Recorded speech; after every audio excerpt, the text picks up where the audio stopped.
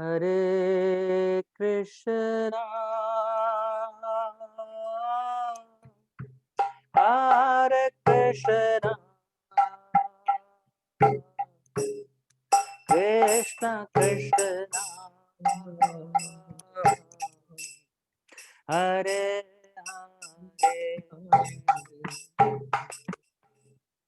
Hare, Hare Ram, Hare Ram, Ram Ram,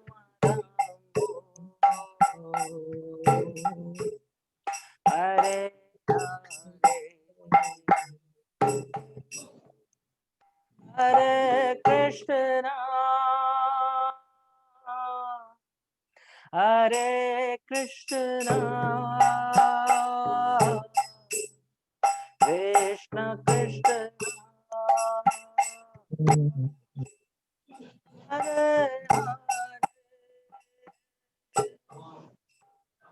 Hare, Hare Ram,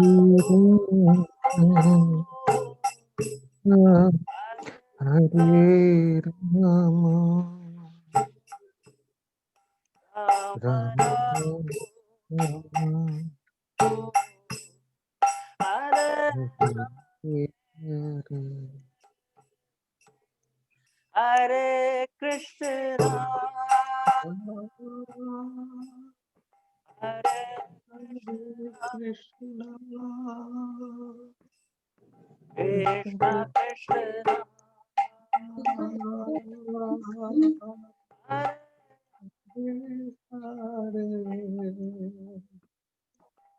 Hare Ram, Hare Ram,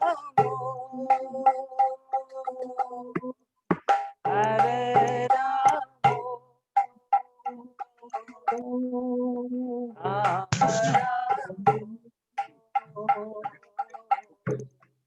Hare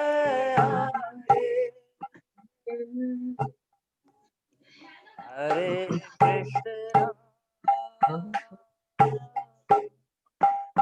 Hare Krishna, Krishna Krishna, Hare Hare Ram, Hare Ram, Ram Ram, Hare Hare, Hare Krishna, Hare Krishna,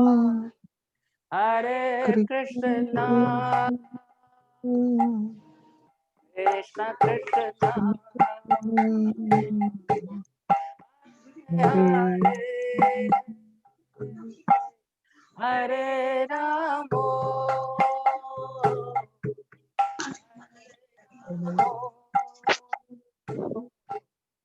Ram Ram, Hare Hare, Hare Krishna, Hare Krishna, Krishna Krishna, Hare Hare Ram, Hare Ram,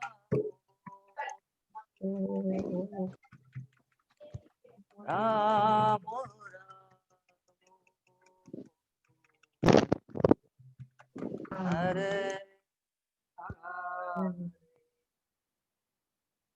Lord Pramanande, Hari Hari. Hori Hori.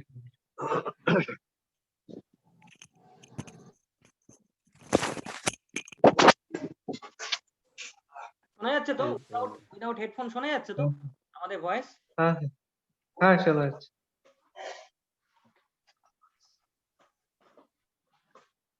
এখানে আলোটা জ্বালিয়ে দিয়ে যা দেবান, ঠিক এখানে অন্ধকার করেছে।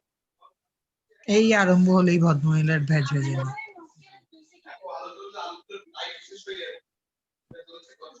Mute করে দেবেন প্লিজ। আপনারা যারা কথা বলছেন একটু মিউট করে দিন প্লিজ। মিউট করে হ্যাঁ তা না হলে শোনাই যাবে না। নাহলে প্রত্যেকের সবারই অসুবিধা হবে। কথাগুলো ইকো হতে থাকবে।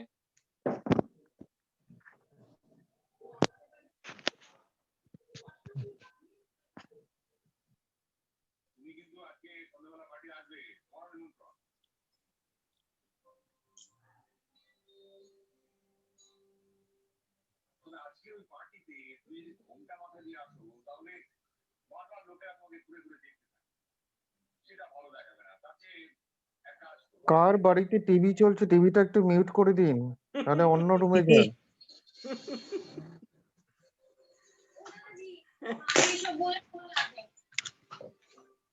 हरे कृष्ण। हरे कृष्ण। चल। दंडवत प्रणाम। हाँ तो देखছো এটা হ্যাঁ আমি চলে যাচ্ছি সরি সরি সরি ও আচ্ছা ওয়েটিং রুমটা না।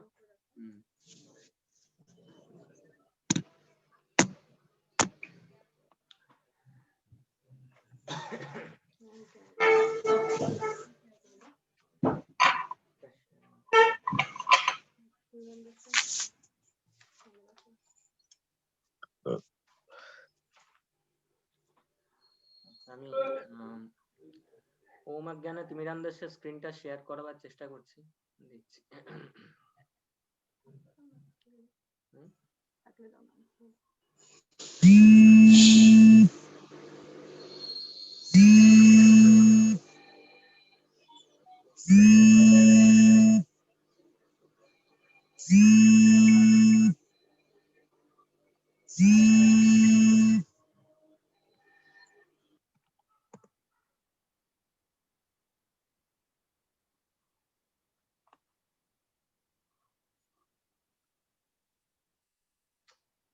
বলবো না।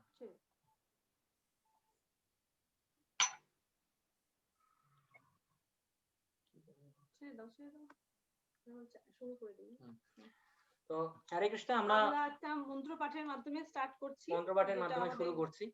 ইসকনে যেটা নিয়ম আছে।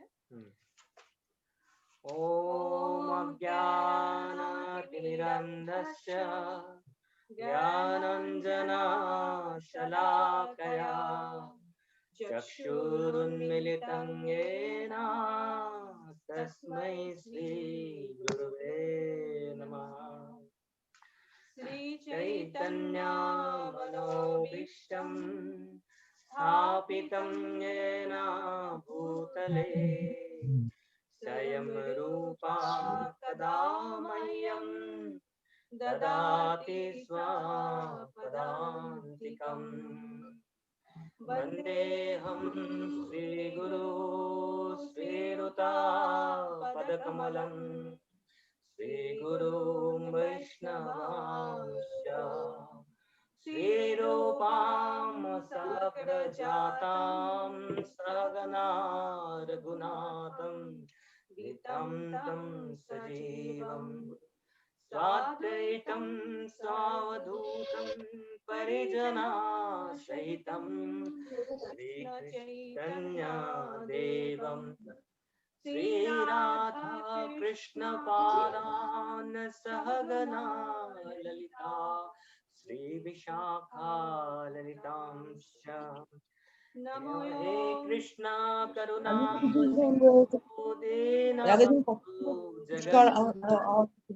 गोपेषु गोपिका कान्त श्रीराधा कान्त नमस्ते।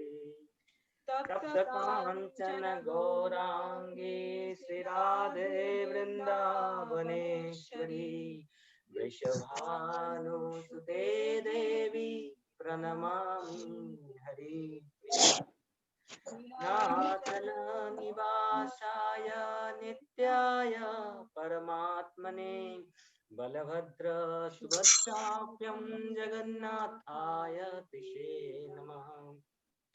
च कल्पतरुश्च कृपा सिन्धु एव च पतितानां पावनेभ्यो वैष्णवेभ्यो नमो नमः।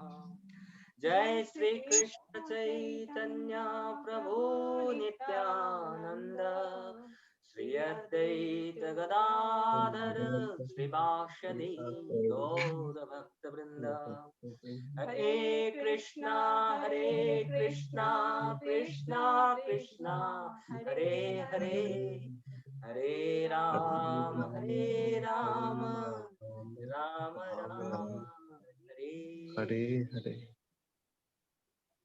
गो प्रमानंदे हरि हरि वो। जगत गुरु श्रील प्रभुपाद की जय जय। गुरु महाराज की जय।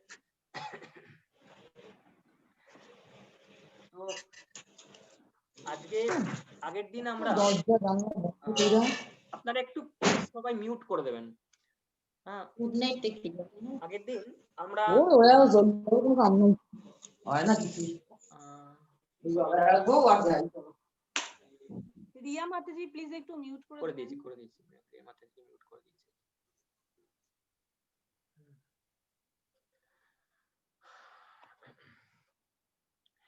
তো আগের দিন আমরা আমি স্ক্রিনটা শেয়ার করব।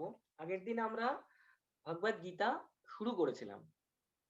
তো ওখানে একটা গ্রাউন্ড প্রিপেয়ার করেছিলাম যে বিফোর উই স্টার্ট প্রথম অধ্যায়ের চ্যাপ্টার 1 ফার্স্ট ভার্স থেকে শুরু করে আমরা একটা গ্রাউন্ড প্রিপেয়ার করেছিলাম যে কি কি জিনিস আমাদের রিয়েলি দরকার আছে গীতা পড়বার জন্য। তো সেটা একটু রিক্যাপ করে নিয়ে আমরা আজকে ভগবত গীতাতে ঢুকে যাব। তো একটু রিক্যাপ না করলে পরে আমাদের যারা আজকে নতুন জয়েন করেছেন তাদের একটু অসুবিধা হতে পারে। তো আমরা একটা সুন্দর স্টোরি দিয়ে শুরু করেছিলাম গণেশ এবং বেদব্যাসের। তো বেদব্যাস বলেছিলেন গণেশকে যে আমি যেটা বলবো তুমি সেটা না বুঝে লিখতে পারবে না, তোমাকে সেটা বুঝে লিখতে হবে। আর গণেশ বলেছিলেন যে আমি তো লিখে যাব কিন্তু তোমায় কন্টিনিউয়াস বলে যেতে হবে। তো এই বেসিক ব্যাকগ্রাউন্ড থেকে মহাভারতের শুরু। আর ভগবত গীতাও হচ্ছে মহাভারতের একটা পার্ট এবং খুব interestingly Shri lord Shrikrishna 45 minutes অর্জুনকে বলেছিলেন। এই যে আমরা ভগবত গীতাটা পড়ছি, পড়ে বোঝবার চেষ্টা করছি, only it was spoken for 45 minutes. এবং তাতেই অর্জুন নোজ আন্ডারস্টুড এভরিথিং। তারপর তিনি যুদ্ধ করতে শুরু করেন। তো এই ভগবত গীতা কিভাবে পড়বো, ভগবত গীতা আমরা মুখস্থ করে পড়তে পারি, অথবা আমরা নিজের জীবনে ভগবত গীতা কিভাবে অ্যাপ্লাই করব সেইভাবে আমরা ভগবত গীতাকে দেখতে পারি, ভগবান কি বলেছেন সেটা। তো আমরা চেষ্টা করব যে প্রত্যেকটা শ্লোকের মাধ্যমে আমাদের নিজেদের জীবনকে কিভাবে দেখা যায় সেই চেষ্টাটা আমি করব।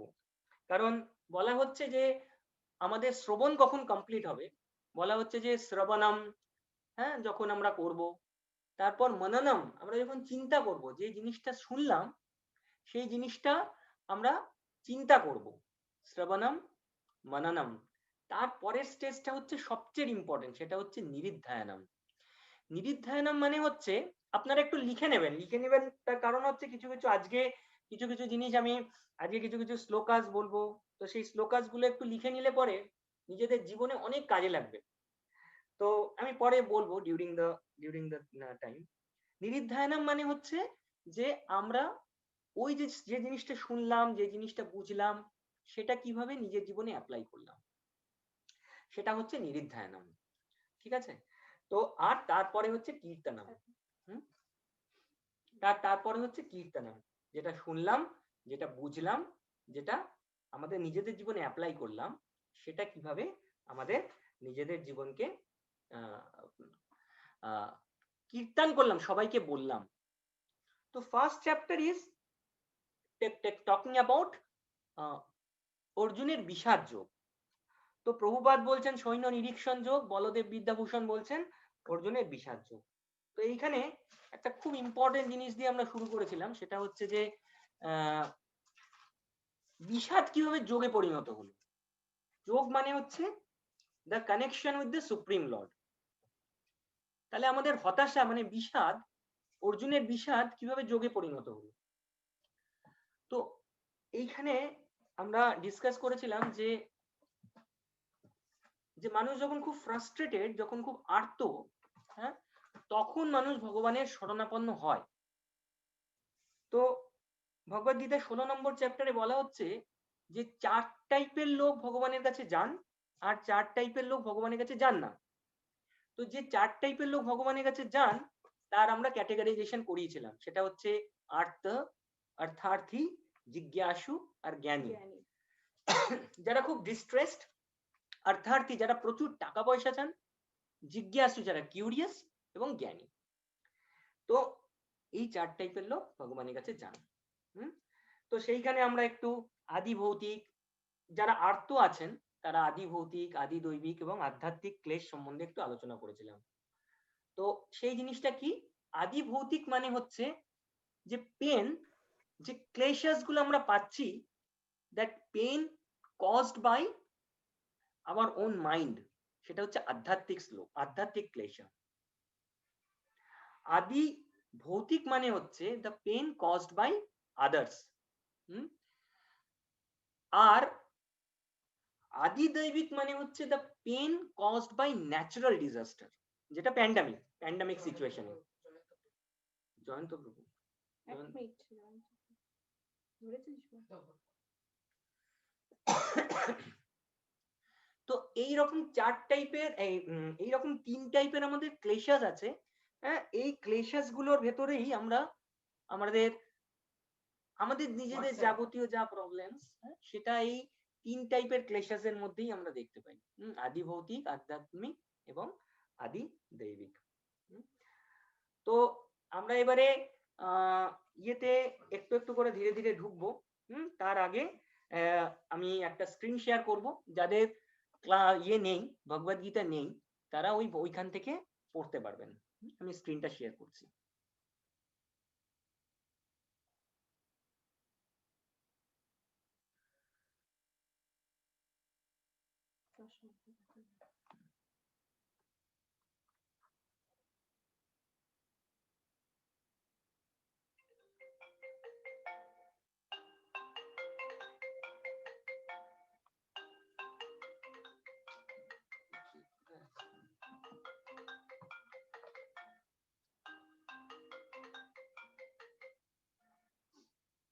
হ্যাঁ, কি হয়েছে, বোঝা যাচ্ছে না?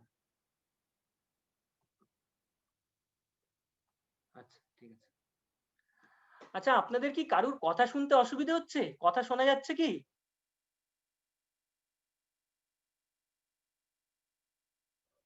হ্যালো, একটু রিপ্লাই দেবেন, কথা শোনা যাচ্ছে? হ্যাঁ, শোনা Yes, যাচ্ছে। আরে yes, Prabhuji. হ্যাঁ आवाज आ শোনা रही যাচ্ছে। है। শোনা যাচ্ছে শোনা যাচ্ছে গো ক্লিয়ার শোনা শোনা যাচ্ছে, যাচ্ছে না? বলো। না, আমার বাবা ফোন করে বললো যে কথা শোনা যাচ্ছে না, ওই জন্য আমি বললাম আর কি। তো মানে ওই ইয়েতে নিতে হবে। আচ্ছা, তো আমি একটা স্ক্রিন শেয়ার করেছি। আমরা ভগবদ গীতা আজকে প্রথম অধ্যায় থেকে শুরু করব। তো এবার দেখছি আমরা প্রথম অধ্যায়ের নামই হচ্ছে বিষাদ যোগ। এর আগে আমরা একটু আলোচনা করলাম বিষাদ যোগ কেন কথাটা বলা হচ্ছে। এবার এখান থেকে আমরা একটু আলোচনা ডিটেলসে যাব। ঢোকার আগে জাস্ট একটু আলোচনা করে নিই বিষাদ যোগ কেন, কিভাবে শুরু হচ্ছে ভগবদ গীতা। তো ছোটবেলা থেকে যখন আমরা বড় হই তখন আমাদের মধ্যে রিলেটিভস বলুন, বাবা মা, আমাদের আত্মীয় স্বজন, সবাই একটা আমাদের সাকসেস কাকে বলে সেটা ডেফিনেশনটা তারা আমাদের কিন্তু বুঝিয়ে দিতে শুরু করে। যত বড় হই তত আমরা বুঝতে পারি সাকসেসের ডেফিনেশনটা কি। সেই অনুযায়ী আমরা কি করি, আমাদের জীবনের সাকসেস ডেফিনেশনটা, সাকসেস লাইনটা আমরা তৈরি করে নিই। যেমন হতে পারে আমাদের পড়াশোনা করে চাকরি পাওয়া, অনেক টাকা ইনকাম করা, বাড়ি কেনা, গাড়ি কেনা। তো এগুলো হচ্ছে আমাদের কি সাকসেস, জীবনের সাকসেস লাইন। কিন্তু এই সাকসেস পিছনে দৌড়তে দৌড়তে যখন আমরা এই সাকসেস সমস্ত কিছু মানে সাফল্য জীবনে অর্জন করে ফেলি, বাড়ি কিনি, গাড়ি কিনি, চাকরি করি, টাকা পয়সা অর্জন করি, তবে একটা সময় সমস্ত কিছু দেখা যায় মোটামুটি আমাদের কাছে রয়ে গেছে। তারপরে শুরু হয় আমাদের মনে একটা ডাউট, মানে আমরা মনে করি যে আমরা তো মোটামুটি সবকিছু অর্জন করে ফেললাম, মোটামুটি আমি আমার জীবনে মোটামুটি একটা সাকসেস মানুষ হিসাবে আমি পরিগণিত। এবার তাহলে তবু আমাদের মনে সেই সন্তুষ্টিটা আসে না। কোথাও যেন একটা আমাদের মনে হয় যে কি হলো, এত কিছু করার পরে কেন আমাদের মনে সেই সন্তুষ্টিটা আসছে না, কিসের কমতি। সেই যে ডাউট, সেই সন্দেহতেই কিন্তু আমাদের শুরু হয়, এবং তখনই কিন্তু আমাদের মনে দুই রকমের প্রতিক্রিয়া সৃষ্টি হয়, একটা নেগেটিভ আর একটা পজিটিভ। নেগেটিভ ওয়েতে আমরা কি হতে পারি, বিষাদ হলে পরে বা ডাউট সৃষ্টি হলে, আমাদের মনে সন্দেহ সৃষ্টি হলে কি হতে পারি, কোনো কিছু ভালো লাগছে না, ফ্রাস্ট্রেশন মোডে চলে যায়, হতাশা তৈরি হয়, ক্লান্তি তৈরি হয়, জীবন সম্বন্ধে একটা ক্লান্তি বোধ তৈরি হয়, যে কি হলো, এত কিছু তো করলাম কিন্তু কিছুই যেন ভালো লাগছে না, কোনো কিছুতে শান্তি পাচ্ছি না। এটা হচ্ছে একটা নেগেটিভ দিক। আর পজিটিভ দিক হচ্ছে, যেখান থেকে আমাদের স্পিরিচুয়াল কোয়েস্ট শুরু। একটু আগে বলছিলাম যেটা, যে আর্ত, হ্যাঁ, আমরা যখন সত্যি খুব আর্ত হয়ে যাই তখন ভগবানের কাছে যাই, যে আর সেইখান থেকেই হচ্ছে স্পিরিচুয়াল কোয়েস্ট শুরু, যে কি হচ্ছে। শঙ্করাচার্য বলছেন, का तव कंता कस्ते पुत्रः संसारोऽपि अतीव विचित्रः भजो गोविंदं गोविंदं भजो मूढमते। तो বলছেন का तव कंता, हु इज योर वाइफ, कस्ते पुत्रः, কে তোমার পুত্র, संसारोऽपि अतीव विचित्रः, so what we have to do, भजो गोविंदं गोविंदं भजो मूढमते। তো আমরা এবারে বিষাদ যোগের যে এই সেকশনটা, এই যে আর্ত, এই জিনিসটাকে নিয়ে অর্জুনের যে বিষাদ, সেই জিনিসটাকে নিয়ে আমরা শুরু করব, যে আমাদের শ্লোকা নাম্বার চ্যাপ্টার 1 এর শ্লোক নাম্বার 1। আমার সঙ্গে সঙ্গে সকলে একটু বলার চেষ্টা করবেন এই শ্লোকটা, কেন কি শ্লোক আমরা বুঝি বা না বুঝি, তবু যদি আমরা উচ্চারণ করি তাতে কিন্তু আমাদের জীবনে অনেক পুণ্য অর্জন করতে পারি। তো আমি ধীরে ধীরেই বলছি, যাদের কাছে বই আছে বা স্ক্রিনেও আপনারা চোখ রাখতে পারেন, তাতে আপনারা উচ্চারণ করুন। ধৃতরাষ্ট্র উবাচ ধর্মক্ষেত্রে কুরুক্ষেত্রে সমবেতা যুযুৎসব মামকা পাণ্ডবাশ্চৈব মামকা পাণ্ডবাশ্চৈব কুর্বতা সঞ্জয়। কিম কুর্বতা সঞ্জয়। আচ্ছা, কেউ একটুখানি অনুবাদ করবেন, একটু কেউ অনুবাদটা পড়ুন, স্ক্রিনে আছে, দেখে নিতে পারেন।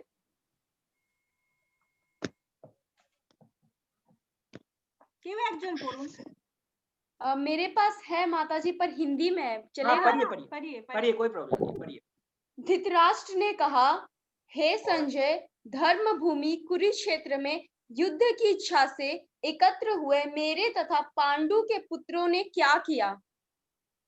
আমি একটু বাংলাটা পড়ে দিচ্ছি যারা এখানে বাংলা আছে। ধৃতরাষ্ট্র জিজ্ঞাসা করলেন, হে সঞ্জয়, ধর্মক্ষেত্রে যুদ্ধ করার মানসে সমবেত হয়ে আমার পুত্র এবং পাণ্ডুর পুত্রেরা তারপর কি করলো?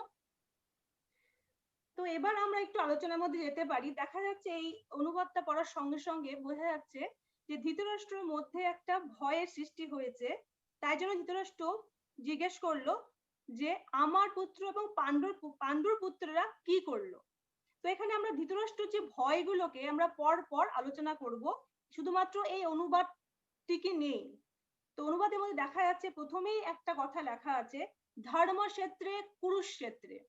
তো এই কুরুক্ষেত্র একটা ক্ষেত্র, ক্ষেত্র মানে কি, ক্ষেত্র মানে ফিল্ড। তো এখানে বলা হচ্ছে ধর্মক্ষেত্রে কুরুক্ষেত্রে, মানে কুরুক্ষেত্র ছিল একটা ধর্মক্ষেত্র, ধর্মক্ষেত্র। তো কুরুক্ষেত্রকে ধর্মক্ষেত্র কেন বলা হচ্ছে আবার? কারণ কুরুক্ষেত্র তো যুদ্ধের আয়োজন হয়েছে, যুদ্ধের পারপাসে সকলে ওখানে সমবেত হয়েছিল। তো যুদ্ধভূমিকে কি করে ধর্মক্ষেত্র বলা হচ্ছে? তার কারণ একটু আগে থেকে যদি আমরা জানতে পারি, দেখা যায় যে এই ধর্মক্ষেত্র বলা হচ্ছে কুরুক্ষেত্রকে, তার কারণ এখানে সমস্ত ঋষি মুনিরা অনেক হাজার হাজার বছর ধরে এই কুরুক্ষেত্রের পবিত্র ভূমিতে তারা কি করেছিল, যজ্ঞ করেছিল, পূজা অর্চনা করেছিল। শুধু ঋষি মুনিরা নয়, দেব দেবীদেরও পূজার স্থান ছিল এই কুরুক্ষেত্র। তাই জন্য ধৃতরাষ্ট্র জানেন, তাই জন্য ওই ধর্মক্ষেত্র কথাটি উনি প্রথমেই উল্লেখ করেছেন, ধর্মক্ষেত্রে কুরুক্ষেত্রে। তো এই ধর্মক্ষেত্র কুরুক্ষেত্র সম্বন্ধে তিনি বলতে গিয়ে তার মনে একটা ভয়ের সৃষ্টি হয়েছিল, কেন কি ধর্মক্ষেত্রের একটা প্রভাব আছে। তো ওনার মনে ভয় হয়েছিল যে ধর্মক্ষেত্রের প্রভাবে তার ছেলেদের মনে যেন কোনো পরিবর্তন না হয়ে যায়। এটাকে যদি আমরা সাধারণভাবে বাস্তব লাইফে আমরা দেখতে চাই, তাহলে দেখতে পাবো প্রত্যেকটা স্থানের কিন্তু একটা একটা করে প্রভাব থাকে। মানে আমরা যদি মন্দিরে যাই, তাহলে কিন্তু একটা আমাদের মনটা কি হয়, ভালো হয়ে যায়। মন্দিরের সঙ্গ, সবার সঙ্গে ওঠা বসা করলে, ভগবানকে দর্শন করলে, আরতি দেখলে মনটা অটোমেটিক্যালি একটা ভালো লাগা চলে আসে। ঠিক সেই রকম ভাবে যদি আমরা শ্মশানে যাই, তাহলে কিন্তু আমাদের কারোরই ভালো লাগবে না। তো সেই শ্মশানের কিন্তু একটা প্রভাব আবার আলাদা, মনটা অটোমেটিক্যালি কিন্তু এমনি এমনি বিষাদ। ভার হয়ে যাবে, ধারে কাছ দিয়ে গেলে পরেও মনটা ভার হয়ে যাবে। তো এই প্রভাবটা কিন্তু ভীষণ ইম্পর্টেন্ট। তো এইখানে দেখা যাচ্ছে ধর্মক্ষেত্রে কুরুক্ষেত্রের কথা বলার মধ্য দিয়ে ধর্মক্ষেত্রের যে প্রভাব, সেই প্রভাবে ধৃতরাষ্ট্রের যে যারা ছেলে ছিল কৌরব পক্ষ, তাদের যাতে মনে কোনো রকম পরিবর্তন না হয়, তাই জন্য উনি একটা ভয়ের প্রকাশের জন্য ধর্মক্ষেত্র কুরুক্ষেত্রের কথাটা উল্লেখ করেছেন। ওনার মনে ভয় ছিল, কেন কি উনি জানতেন যে আমাদের যে যুদ্ধ, মানে কৌরব পক্ষের যে যুদ্ধ, সেটা ছিল অধর্মের যুদ্ধ। শুধুমাত্র সিংহাসনকে রপ্ত করার জন্য, সিংহাসনে আধিপত্য বজায় রাখার জন্যই শুধুমাত্র ওরা যুদ্ধটা করেছিল। সেখানে কোনো বাস্তব প্রয়োজন ছিল না, নেসেসিটি ছিল না, কিন্তু ওদের একটা আসক্তি ছিল যে না, আমি সমস্ত সিংহাসনের মালিকানা আমাদের অর্থাৎ কৌরবদের পক্ষে হবে। তো যুদ্ধটা ছিল কি জড়জগতিক অর্থে সিংহাসনের জন্য, তাই জন্য সেই যুদ্ধ ছিল অধর্মের যুদ্ধ। কিন্তু পাণ্ডবদের অপোজিট দিকে আমরা যদি দেখতে পাই, তো দেখতে পাবো যে পাণ্ডবদের যুদ্ধ ছিল কিন্তু নেসেসিটির জন্য, প্রয়োজনের জন্য, তাদের ধর্মের জন্য যুদ্ধ ছিল। তো এই যে একটা ভয়, অধর্মর কাজ করতে গেলে অটোমেটিক্যালি আমাদের মনে একটা ভয়ের সৃষ্টি এমনি এমনি হয়ে যায়, যদিও আমরা মানতে চাই না। তো এই ব্যাপারটা এখানে দেখতে পাচ্ছি ধর্মক্ষেত্রে কুরুক্ষেত্র কথাটা বলার মাধ্যমে ধৃতরাষ্ট্র কিন্তু বুঝিয়ে দিচ্ছেন তার মনে অটোমেটিক্যালি ভয় হতে শুরু করে দিয়েছে আর কি। ভীষণ একটা ইম্পর্টেন্ট শ্লোক আমার মনে পড়ে যাচ্ছে, যেটা আমি না শেয়ার করে পাচ্ছি না। একটা চৈতন্য চৈতামৃতে চৈতন্য মহাপ্রভু বলছেন, সাধু সঙ্গ সর্বশাস্ত্র কহে, লহ মাত্র সাধু সঙ্গ সর্বসিদ্ধি হবে। তো আমরা যদি সাধু সঙ্গ করি, তাহলে কি হবে, আমাদের সর্বসিদ্ধি হবে। তো অটোমেটিক্যালি যখন এই কুরুক্ষেত্রে এসে, যেটা কিনা ধর্মক্ষেত্র, তাহলে অটোমেটিক কৌরবদের মাইন্ড চেঞ্জ হয়ে যেতে পারে, there is a probability। তো আমরা এই যে শ্লোকগুলো যখন বলবো, আমি নিজের ক্ষেত্রে সেটা ইউজ করি। তো এগুলো ঠিক মুখস্থ করবার জন্য পড়া নয়, বা যখন আমি লিখে রাখি সেগুলো, otherwise it will create a unnecessary turban like headache in my head. তো মুখস্থ করবার জন্য পড়া নয়, but to understand the essence. Otherwise আমরা শুধু পড়েই যাব, কিন্তু আমরা কোনোদিনও সেই এসেন্সটাকে রপ্ত করতে পারবো না। তো স্বয়ং শ্রীকৃষ্ণ সেখানে প্রেজেন্ট আছেন। তো একটা মাথার মধ্যে একটা ধৃতরাষ্ট্রের একটা মাথার মধ্যে সেই ভয়টা থাকছে যে স্বয়ং শ্রীকৃষ্ণ সেখানে আছেন। শ্রীকৃষ্ণের ইয়েতেও আবার চেঞ্জ হয়ে যাবে না তো সব? এত কষ্ট করে এত যুদ্ধ করবার চেষ্টা হলো, হ্যাঁ, শ্রীকৃষ্ণের ইয়েতে চেঞ্জ হয়ে যাবে না তো? তো এর পরের যেটা, সেটা হচ্ছে মামকা। মামকা কথাটার মানে হচ্ছে যে আমার দল, আমার পুত্রেরা ওখানে কি করছে। এখানে এই যে এখানে লেখা আছে বাংলাতে, মামকা কথাটার মানে হচ্ছে আমার দল, আমার পুত্রেরা। তারপরে উনি বলছেন পাণ্ডবা মানে পাণ্ডু পুত্রেরা। তার মানে আমি, তুমি, এরকম একটা সেই ব্যাপার চলে এলো। তো সেইখানে সেই মি, মাই, আই, এই জিনিসগুলো চলে এলো এখানে। তার মানে উনি খুব মারাত্মকভাবে concern about his own team to win. মামকা, আমার দল কি করছে, is very much concern about this. তো এই মামকা কিন্তু ইভেন যুদ্ধ হচ্ছে ধর্মক্ষেত্রে, কিন্তু তাও ওনার সেই ভয়, উনি বলছেন যে আমার ছেলেরা ওখানে গিয়ে কি করছে, আমার ছেলেরা আবার সেই ধর্মক্ষেত্রে গিয়ে চেঞ্জ হয়ে গেল না তো। So that is second fear of Dhritarashtra. তারপরে থার্ড ফিয়ার। থার্ড ফিয়ার হচ্ছে মানে এখানে অনেকগুলো ভয়কে নিয়ে আমরা আলোচনা করবো, কারণ ভয়গুলো আস্তে আস্তে আমরা আরো প্রকাশ পাবে। তো প্রথম যে শ্লোকে যেটা আমরা দেখতে পাচ্ছি, সেটা যদি খুব খুঁটিয়ে আমরা দেখতে চাই তাহলে দেখতে পাবো এখানে কিন্তু অনেকগুলো শর্ত বা কন্ডিশন আছে, যেখান থেকে আমরা বুঝতে পারছি যে উনি কতটা ভয়ে প্রথম থেকে শুরু করেছিল, ভয় দিয়ে। তো থার্ড ভয় হচ্ছে স্বয়ং শ্রীকৃষ্ণ এখানে উপস্থিত ছিলেন। স্বয়ং ভগবান যেখানে উপস্থিত থাকবেন সেটা তো অবশ্যই ধর্মক্ষেত্র হবে। আর যার পক্ষে ভগবান স্বয়ং উপস্থিত থাকবে সেখানে তার কোনো কথাই নেই, সেই পক্ষের তো অবশ্যই যুদ্ধে জয় হবে। এই যে একটা আশঙ্কা ধৃতরাষ্ট্র আগের থেকে করেছিল, তাই জন্য উনি ভয়টা আরো ওনার মধ্যে দানাবদ্ধ হতে শুরু করেছিল। তো ভগবানের স্বয়ং ভগবানের যে সঙ্গে আছে, সঙ্গ করছে যারা পাণ্ডবেরা, তারা অবশ্যই যুদ্ধে জিতবে, এই তার মনে ধারণা ছিল। এবার মানে এটা একটুখানি চেঞ্জ করে দাও, এটা স্ক্রিনটা কে একজন পড়ুন, মানে আমি এই স্ক্রিনটা দেখছি পরের পেজটা, পরের পেজে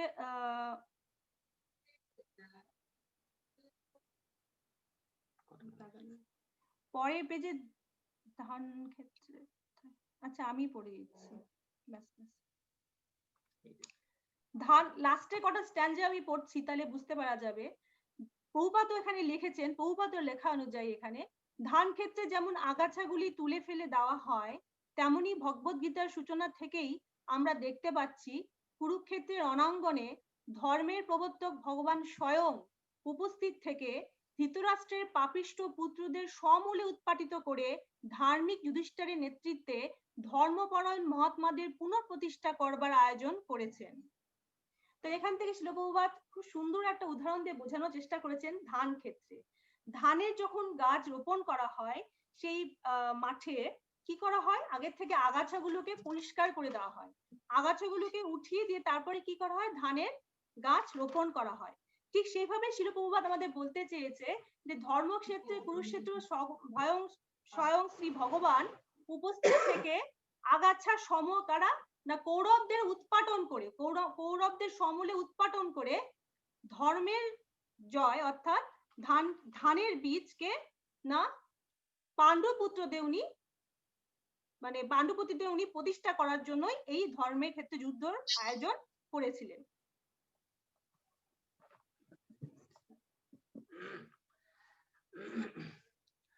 তো যদি দেখা যায় এখানে যে ধৃতরাষ্ট্র ওয়াজ ব্লাইন্ড, অন্ধ রাজা ছিলেন। ধৃতরাষ্ট্র কি শুধু চোখে অন্ধ ছিলেন? No, Dhritarashtra was blind in his consciousness. তিনি নিজের কনসিয়াসনেসেই অন্ধ ছিলেন। তো প্র্যাকটিক্যাল লাইফে যদি দেখা যায় যে আমাদের প্রত্যেকের জীবনে চারখানা নিড থাকে, 4 নিডস আর দেয়ার। একটা হচ্ছে সোশ্যাল নিড, একটা হচ্ছে স্পিরিচুয়াল নিড, একটা হচ্ছে ফাইন্যান্সিয়াল নিড, আর একটা হচ্ছে ইমোশনাল নিড। চারখানা নিড থাকে প্রত্যেকের জীবনে। তো সোশ্যাল নিড মানে whenever we are attached with our family, with our neighbors, with our bigger neighbors. Emotional need মানে তাদের সাথে আমাদের কি রকমের রিলেশনশিপ আছে। Financial need is about finance, and spiritual need যদি কোনো একটা খুব কমে যায় তাহলে কি হবে, আমাদের জীবন আমরা সেইভাবে চলতে পারবো না। একটা কারের যেমন চারখানা হুইল আছে, so these are 4 wheels of our life.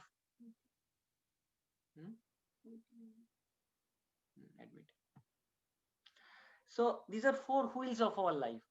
কিন্তু কোশ্চেন ইজ যদি একটা নিড খুব বেড়ে যায় তাহলে কি হবে? and that happens to Dhritarashtra.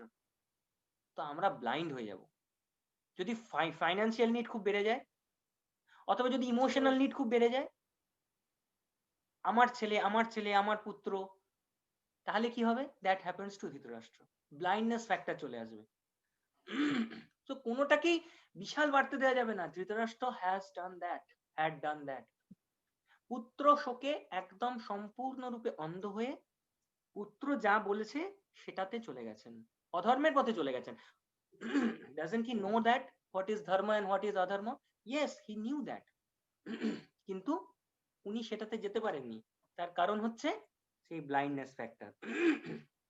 তাহলে এবার আমরা দেখতে পাচ্ছি ভগবদ গীতাকে কিন্তু আমরা আমাদের জীবনের সঙ্গে রিলেট করতে পারছি। প্রশ্ন হচ্ছে আমরা কিভাবে ভগবদ গীতাকে নেব। তো ভগবদ গীতাতে এই কারণেই বলা হচ্ছে, গীতাকে এই কারণেই বলা হচ্ছে স্পিরিচুয়াল সায়েন্স। কেন কি এখানে প্র্যাকটিক্যালও আছে আবার থিওরি আছে। আমরা এই ক্লাসরুমে বসে ক্লাস করি, যেমন আমরা টিচার স্টুডেন্ট ক্লাসরুমে বসে ক্লাস করি, তখন আমরা কি করি, সব কথাগুলো শুনি, লিখে নেই, এবার সেগুলো হয়তো প্র্যাকটিক্যাল রুমে গিয়ে প্র্যাকটিক্যাল করি। তো ঠিক এইভাবে ভগবদ গীতা কিন্তু আমরা শুনছি, যখন সেটা শোনা থিওরি হয়ে যাচ্ছে, এবার যখন সেটাকে জীবনের ক্ষেত্রে অ্যাপ্লাই করতে চলেছি, যেমন আমরা মানে গীতা পড়ার সঙ্গে সঙ্গে আমরা বলছি প্র্যাকটিক্যাল লাইফে তার অ্যাপ্লিকেশনটা কি, তো তার দ্বারা বোঝা যাচ্ছে গীতা কিন্তু আমরা প্র্যাকটিক্যাল জীবনে আমরা অ্যাপ্লাই করতে পারবো।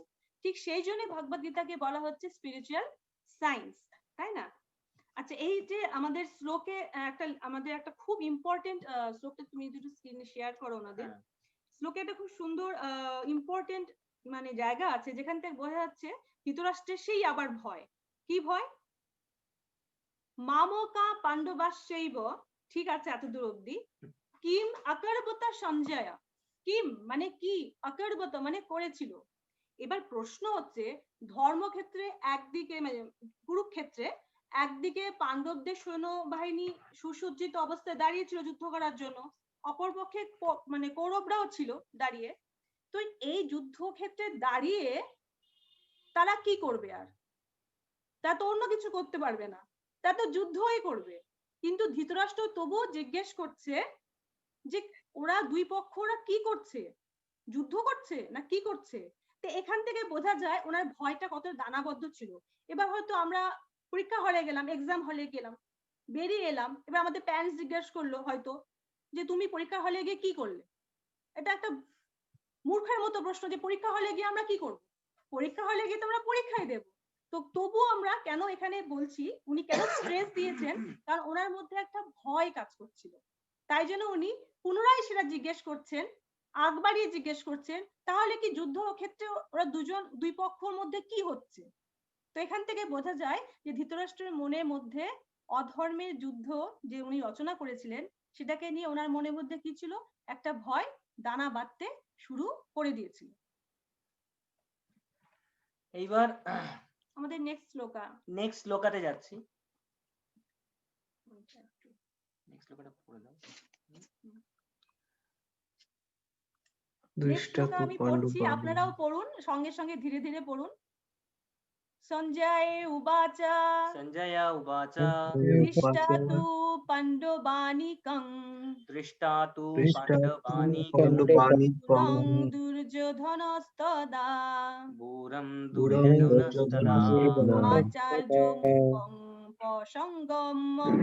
আচার্যং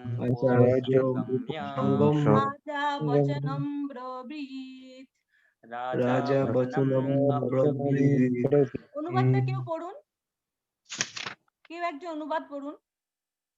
সঞ্জয় বললেন, হে রাজন, পাণ্ডবদের সৈন্যসজ্জার দর্শন করে রাজা দুর্যোধন দ্রোণাচার্যের কাছে গিয়ে বললেন। তো থ্যাংক ইউ প্রভু, হরে কৃষ্ণ। এই যে সেকশনটা 1.2 থেকে 1.11, this section is termed as the fear of Duryodhana and his diplomacy, দুর্যোধনের ভয় এবং তার ডিপ্লোমেসি। 1.2 to 1.11 অনেক ডিপ্লোম্যাটিক কথাবার্তা বলেছেন, রাজনীতিক কথাবার্তা বলেছেন। So that is explicitly written here. একটা before we go into this, একটা খুব সুন্দর স্টোরি আছে যেটা আমরা অনেকেই জানি। সেটা হচ্ছে যে যখন মহাভারত মানে যুদ্ধ শুরু হচ্ছে, ঠিক তার আগে শ্রীকৃষ্ণের কাছে অর্জুন এবং দুর্যোধন দুজনেই গিয়েছিলেন। অর্জুন এবং দুর্যোধন দুজনেই ভগবান শ্রীকৃষ্ণকে পেতে চাইছিলেন। তো যখন দুর্যোধন প্রথমে যান এবং প্রথমে গিয়ে উনি দেখেন যে শ্রীকৃষ্ণের মাথার সামনে একটা জায়গা খালি পড়ে আছে, ওখানে উনি বসে পড়েন। আর অর্জুন পরে আসেন, অর্জুন পরে এসে ভগবান শ্রীকৃষ্ণের পায়ের কাছে বসেন। যখন শ্রীকৃষ্ণের চোখ খোলে তখন অর্জুনকে উনি প্রথম দেখতে পান এবং উনি বলেন যে অর্জুন তুমি কি করতে এসেছো বলো। তো তখন অর্জুন বলেন যে না ভগবান, আমি আপনার কাছ এই যুদ্ধে আপনার কাছ থেকে সাহায্য পেতে এসেছি। তখন দুর্যোধন বলে আমিও তো এসেছি, একই সাথে এসেছি। তো শ্রীকৃষ্ণ বলেন ওকে ফাইন, কিন্তু আমি যাকে প্রথম দেখেছি তাকে আমি চান্স দেবো আগে। তোমাকে তো আমি দেখতে পাইনি, আমি যাকে প্রথম দেখেছি তাকে আমি চান্স দেবো আগে। তো উনি জিজ্ঞেস করেন বলো তুমি কি চাও। তো অর্জুন তখন বলেন যে ভগবান আমি শুধু আপনাকে চাই, আপনাকে ছাড়া আর অন্য কিছু চাই না। তো দুর্যোধনের আনন্দ, ভীষণ আনন্দ, মানে উনি ভেবে গিয়েছিলেন যে আমি চাই একমাত্র, কারণ উনি জানতেন যে শ্রীকৃষ্ণ প্রতিজ্ঞা করেছেন যে আমি যুদ্ধ করব না। একদিকে আমি থাকবো একা খালি হাতে, আর আরেকদিকে থাকবে হচ্ছে আমার কত 4 অক্ষয়ণী না 5 অক্ষয়ণী নারায়ণী সেনা। 10 অক্ষয়ণী। তো এই বিশাল সেনা, দুর্যোধন তখন বললেন যে ঠিক আছে, যখন হলোই না তখন আমাকে সেই অক্ষয়ণী নারায়ণী সেনা দিয়ে দিন। তো এখানে একটা খুব ভীষণ important point to note that ভক্ত যারা লাইক অর্জুন, তারা কিন্তু ভগবানের সেই ঐশ্বর্য, ভগবানের শক্তিকে চান না, চান ভগবানকে। আর যারা দুর্যোধনের মতো, তারা কিন্তু মূর্খ। সবসময় কি চান, ভগবানের শক্তিকে চান, শক্তির আরাধনা করেন, ভগবানের শক্তির আরাধনা করেন, ভগবানকে নয়। ভগবানের তো অসম্ভব ষড়ৈশ্বর্যে পূর্ণ ভগবান। তো সেই ষড়ৈশ্বর্য শক্তি ভগবানকে হাসিল করতে চায়। তো একটা এখানে আছে যে ভগবানের 6 টাইপের সম্পূর্ণ 6 শক্তি ষড়ৈশ্বর্য বলা হয়। কি কি? ঐশ্বর্যস্য সমগ্রস্য বীরস্য যশ শ্রিয় জ্ঞান বৈরাগ্য যচঃ স অনম ভগৈ তিনগ্নঃ। আমি বলছি ডিটেলসে। ঐশ্বর্যস্য, ভগবানের কাছে সব ঐশ্বর্য আছে, মানে he is having the entire finance. Lakshmi Devi তার পা টিপে দেন, ঐশ্বর্য তার পায়ের কাছে। সমগ্রস্য বীরস্য, মানে he is the highest warrior, সমগ্রস্য বীরস্য। যশ ফেম, শ্রিয়, শ্রিয় শ্রিয় মানে বিউটিফুল। জ্ঞানা, জ্ঞানা হচ্ছে knowledge, entire knowledge he is having. Vairagya, entire renunciation he is having. But still vaiga sa anam vaiga tina guna, আমরা 3 গুণের উনি উপর। 3 গুণ কি সেটা আমরা পরে ডিসকাস করব।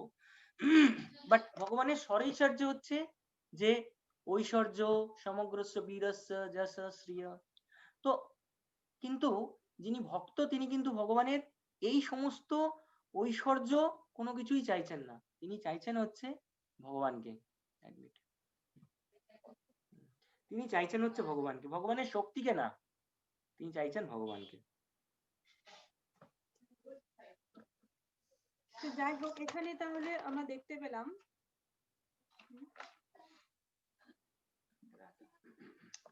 আচ্ছা শ্লোক নম্বর 1.2 তে দেখতে পাচ্ছি আমরা একটা ওয়ার্ড যেটা কিনা রাজা, রাজা বচনম ব্রবৃত। এবার রাজা কেন বলা হচ্ছে দুর্যোধনকে? আমরা জানি যে কৌরবদের রাজা ছিলেন কে? ধৃতরাষ্ট্র। কিন্তু এখানে দেখা যাচ্ছে সঞ্জয় কেন ধৃতরাষ্ট্রকে না রাজা বলে দুর্যোধনকে এখানে রাজা বলছে। আচ্ছা, তার কারণগুলো আমরা দেখে নিই যে কেন এখানে দুর্যোধনকে রাজা বলা হচ্ছে। রাজা কথাটির অর্থ হচ্ছে যার রাজনীতি করার ক্ষমতা আছে, রাজনীতিতে যারা ভীষণভাবে পারদর্শী তাদেরকে কি বলা হয়? রাজা। তো এখানে দুটো কারণে সঞ্জয় দুর্যোধনকে রাজা বলে সম্বোধন করেছেন। দুটো কারণের মধ্যে 1 নম্বর কারণ হচ্ছে আমরা একটু আগে জানলাম যে ধৃতরাষ্ট্র কি ছিল? পুত্র স্নেহে অন্ধ ছিল, পুত্র প্রতি ওনার চরম আসক্তি ছিল। তো সঞ্জয় দেখেছিল, বুঝেছিল সঞ্জয় যে কৌরব পক্ষের এই রাজা ধৃতরাষ্ট্রের মনে অটোমেটিক্যালি সন্দেহের দানা কি হয়েছিল? দানা বাঁধতে শুরু করেছিল, ভয়টা কি হয়েছিল? প্রকাশ পেতে শুরু করেছিল। তো ওই জন্য যাতে ভয় উনি না পান, তাই জন্য ওনার সামনে তার ছেলের একটু উনি কি করেছিল? গ্লোরিফিকেশন করে দিয়েছিল, মানে একটু বাড়িয়ে বলে দিয়েছিল যাতে উনি আনন্দ পায়। আশ্বস্ত বোধ করে। তো এইখান থেকে দেখতে পাই যারা পুত্র স্নেহ অন্ধ হয়, সামনে যদি একটুখানি আমরা সেই পুত্রের সম্বন্ধে একটু ভালো বলে দিই, তাহলে তার বাবা মা বা যার গার্জেনরা কি হয়, আনন্দ পেয়ে যায়। ঠিক সেই কাজটাই সঞ্জয় এখানে করেছিল দুর্যোধনকে রাজা বলার মাধ্যমে। রাজা বলে উনি কি হয়, আনন্দ পেয়ে গেছিলেন, তাহলে একটু আশ্বস্ত বোধ করছিলেন। এই 1 নম্বর কারণ। আর 2 নম্বর কারণ হচ্ছে উনি কি ছিলেন না, ধৃতরাষ্ট্র মানে মনে হয়েছিল যে ধর্মক্ষেত্রে যুদ্ধে পাণ্ডবরা জয়ী লাভ করবে, কৌরবরা নয়। তো এখানে একটা ভয় প্রকাশ পাচ্ছিল। তো ওনাকে আশ্বস্ত করার জন্য সঞ্জয় বলেছিল রাজা, কারণ উনি বলতে চেয়েছিল রাজা মানে উনি সুচতুর রাজনীতিবিদ, দুর্যোধন সুচতুর রাজনীতিবিদ, সুতরাং এখানে কোনো ভয়ের কারণ নেই। এই দুটো কারণেই কিন্তু উনি রাজা বলে সম্বোধন করেছিলেন কাকে, দুর্যোধনকে। একটা খুব ইন্টারেস্টিং পয়েন্ট টু নোট, এখানে কৌরবদের সেনাপতি কে ছিলেন, ভীষ্মদেব। কিন্তু দুর্যোধন কেন ভীষ্মর কাছে না গিয়ে প্রথম দ্রোণের কাছে গেল? It is very important point. কিন্তু সেটা আমরা আসবো, সেটা 1.3 এই ইয়েতেই, দুর্যোধন কেন ভীষ্মদেবের কাছে না গিয়ে দ্রোণের কাছে গেল। এখানেও সেই রাজনীতি করার টেন্ডেন্সি বা ডিপ্লোম্যাটিক হয়ে কোনো কিছু হাসিল করে নেওয়ার টেন্ডেন্সি, এই জিনিসগুলো প্রকাশ পাচ্ছে, আসছি আমি। তো let us come to 1.3।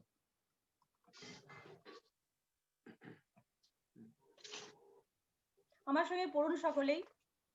পশ্যৈতং Pandu পুত্রা নামাচার্য, পশ্যৈতং পাণ্ডুপুত্র মহিতাং চ মহিতাং চ মহিতাং পুরাং দ্রুপদ পুত্রেণ, ভূরং রাম দ্রুপদ দ্রুপদ তব শিষ্যেন ধীমতা। তব শিষ্যেন ধীমতা। অনুবাদটা কেউ পড়ুন। হে হে আচার্য, আচার্য, আপনার মহান সৈন্যবল দর্শন করু, যা আপনার অত্যন্ত বুদ্ধিমান শিষ্য দ্রুপদের পুত্র অত্যন্ত দক্ষতার সঙ্গে বৃহের আকারে রচনা করেছেন। হ্যাঁ, থ্যাংক ইউ প্রভু। থ্যাংক ইউ প্রভু, হরে কৃষ্ণ। হরে কৃষ্ণ। তো এখানে আমরা দেখতে পাচ্ছি যে এখানে দুর্যোধন কি করেছেন, দ্রোণাচার্যের কাছে গেছেন। যদিও আমরা জানি যে কৌরব পক্ষের মেন যে ইয়ে ছিলেন, মেন কি বলবো সামরিক যোদ্ধা যে মেন ছিলেন, তিনি কে, কমেন্টারি চিফ ছিলেন ভীষ্মদেব। তো দ্রোণাচার্যের কাছে গেছিলেন, এখানেও একটা পলিটিক্যাল কারণ আছে, যেটা আমরা আস্তে আস্তে ধীরে ধীরে আলোচনা করবো এবং বুঝে যাব কেন তিনি গেছিলেন। কারণ আমরা আগে থেকেই জানি দুর্যোধনের ক্যারেক্টারটা কতটা ডিপ্লোমেসি ছিলেন, উনি কতটা মানে সমস্ত কিছু নেগেটিভ পয়েন্টগুলো দুর্যোধনের মধ্যে আমরা দেখতে পাই। তো ওগুলো আস্তে আস্তে আমরা কি হবে, আরো যখন শ্লোকে পড়বো সেগুলো আস্তে আস্তে পরিষ্কার হতে থাকবে। অটোমেটিক্যালি আমরা এখানে দেখতে পাচ্ছি কিছু কিছু জিনিস যেগুলো দুর্যোধন শুরু করে দিয়েছে, তার ডিপ্লোম্যাটিক ক্যারেক্টারটা আমরা বুঝতে পেরে যাচ্ছি। যেমন এখানে প্রথমে উনি ভীষ্মের কাছে না গিয়ে দ্রোণাচার্যের কাছে গেলেন, সেখানে একটা কেন আছে, সে কেন উত্তরটা আমরা পরে দেব। এখন যেটা আমরা দেখবো সেটা হচ্ছে এই অনুবাদটা পড়লে আমাদের মনে হচ্ছে নাকি যে দুর্যোধন দ্রোণাচার্যের কাছে গিয়ে ওনাকে একটু খোঁচা দিয়ে যেন বলছেন যে আপনার অত্যন্ত বুদ্ধিমান শিষ্য দ্রুপদ, একটু খোঁচা দিয়ে বলছেন যে আপনার অত্যধিক বুদ্ধিমান শিষ্য দ্রুপদ, দ্রুপদের পুত্র অত্যন্ত দক্ষতার সঙ্গে বুহের আকারে রচনা করেছেন। তাহলে এখান থেকে বোঝা যাচ্ছে যে উনি কিছুটা খোঁচা দিয়ে যেন দ্রোণাচার্যকে বলেছেন যে আপনার অত্যন্ত বুদ্ধিমান শিষ্য দ্রুপদের পুত্র। এবার একটুখানি যদি আমরা ব্যাকে যাই, তাহলে ব্যাপারটা একটু ভালোভাবে বুঝতে পারবো। কেউ তাৎপর্যের প্রথম 4-5 লাইন পড়তে পারবেন? তাৎপর্যের প্রথম 4-5 লাইন। চতুর কূটনীতিবিদ দুর্যোধন মহৎ ব্রাহ্মণ সেনাপতি দ্রোণাচার্যকে তার ভুল ত্রুটিগুলো দেখিয়ে দিয়ে তাকে সতর্ক করে দিতে চেয়েছিলেন। পঞ্চপাণ্ডবের পত্নী দ্রৌপদীর পিতা দ্রুপদ রাজের সঙ্গে দ্রোণাচার্যের কিছু রাজনৈতিক মনোমালিন্য ছিল। ঠিক আছে, এই মনোমালিন্যর ফলে হরি বল, হরে কৃষ্ণ। আচ্ছা, আমি এইটুকু অব্দি থামালাম আপনাকে, কারণ কি এই যে না, না, ঠিক আছে। দ্রোণাচার্যের কিছু রাজনৈতিক মনোমালিন্য ছিল দ্রৌপদীর পিতা দ্রুপদ রাজের সঙ্গে, এই ব্যাপারটা যদি আমরা একটু ক্লিয়ার করি তাহলে এই যে অনুবাদে কথাগুলো আমরা আরো পরিষ্কার জানতে পারবো যে কেন উনি দ্রোণাচার্যকে গিয়ে বলেছিলেন আপনার সুচতুর মানে বুদ্ধিমান শিষ্য দ্রুপদের পুত্র, এই যে খোঁচাটা কেন দিয়েছিলেন সে ব্যাপারটা কিন্তু আমরা বুঝতে পেরে যাবো যদি একটু আমরা রাজনৈতিক মনোমালিন্যটা কি ছিল সেটা যদি জানতে পারি। আমি একটু ছোট্ট দ্রোণকে একটু এক্সাইটেড করার চেষ্টা করেছিলেন এই দিয়ে। হ্যাঁ হ্যাঁ ছোট একটা গল্প বলি তাহলে ব্যাপারটা আরো পরিষ্কার আমরা বুঝতে পারবো। গল্পটা কি না, দ্রোণাচার্য আর দ্রুপদ এই দুজনকে নিয়ে গল্প। দ্রোণাচার্য আর দ্রুপদ দুজনেই একই মানে গুরুকুলে গিয়েছিলেন শিক্ষা অর্জন করতে। তো শিক্ষা কাল যখন ছিল তখন দ্রুপদ আর দ্রোণাচার্যের মধ্যে সুন্দর বন্ধুত্বের একটা সম্পর্ক গড়ে ওঠে।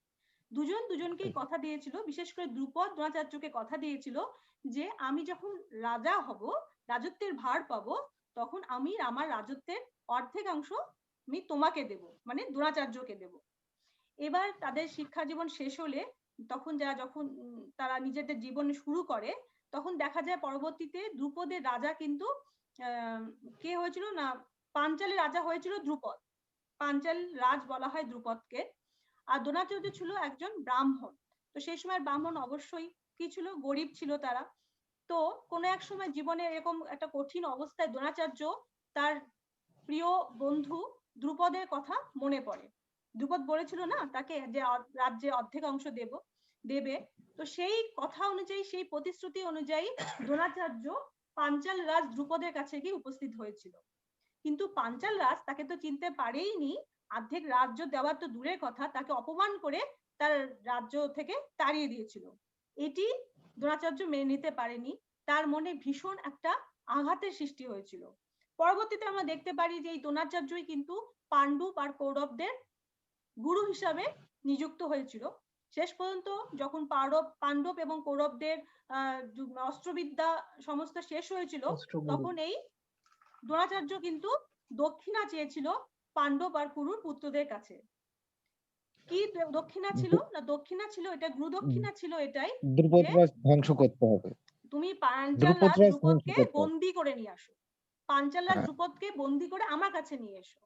তো সেই অনুযায়ী পাঞ্চাল রাজ দ্রুপদকে বন্দি করে ওরা নিয়ে এসেছিল দ্রোণাচার্যের কাছে। পরবর্তীতে দেখা যায় যে দ্রোণাচার্য পাঞ্চাল রাজ দ্রুপদকে ছেড়ে দিয়েছিল, কিন্তু এই ঘটনাটাও আবার পাঞ্চাল রাজ দ্রুপদ কিন্তু মেনে নিতে পারেনি। তার মনেও কিন্তু একটা আঘাতের সৃষ্টি হয়েছিল, যে আঘাত থেকে উনি একটা যজ্ঞের আয়োজন করেছিল।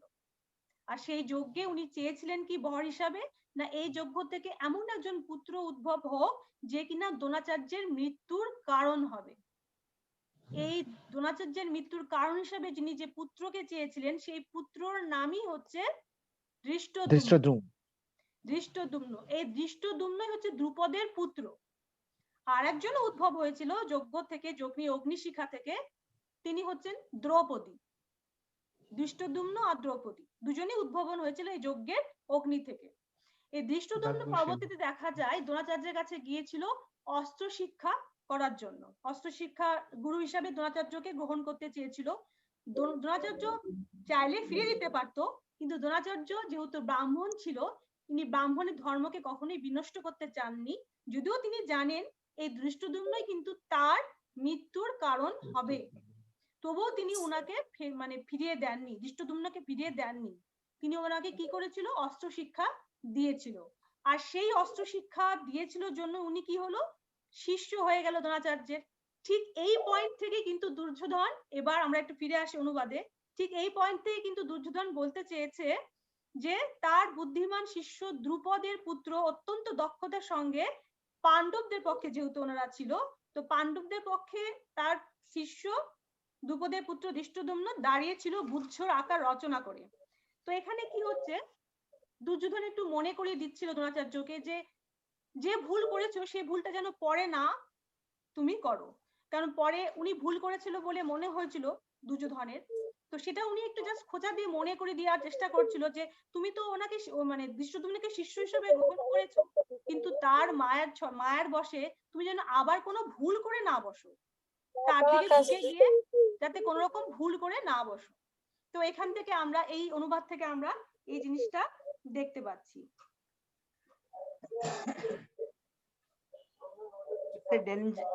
It's a very big dangerous sin कि गुरुर जे कोनो গুরুকে ক্রিটিসাইজ করা নাম্বার 1। নাম্বার 2 ইজ গুরুকেই চোখে আঙুল দিয়ে দেখানো এবং তাকে বলা যে এটা তুমি ভুল করেছো। তো বাট হি ডিড ইট। এমন না যে দুর্যোধন কোনো কিছু যখন দ্রোণাচার্য যখন তার ইয়েতে নিয়ে গিয়েছিলেন সবাইকে, এমন না যে তাদের কোনো শিক্ষা দেননি, সমস্ত কিছুই দুর্যোধন জানতেন, সমস্ত কিছু বেদ বেদান্ত উপনিষদ তারা সব পড়েছিলেন, তারা সমস্ত কিছু তাদের আইডিয়া ছিল। কিন্তু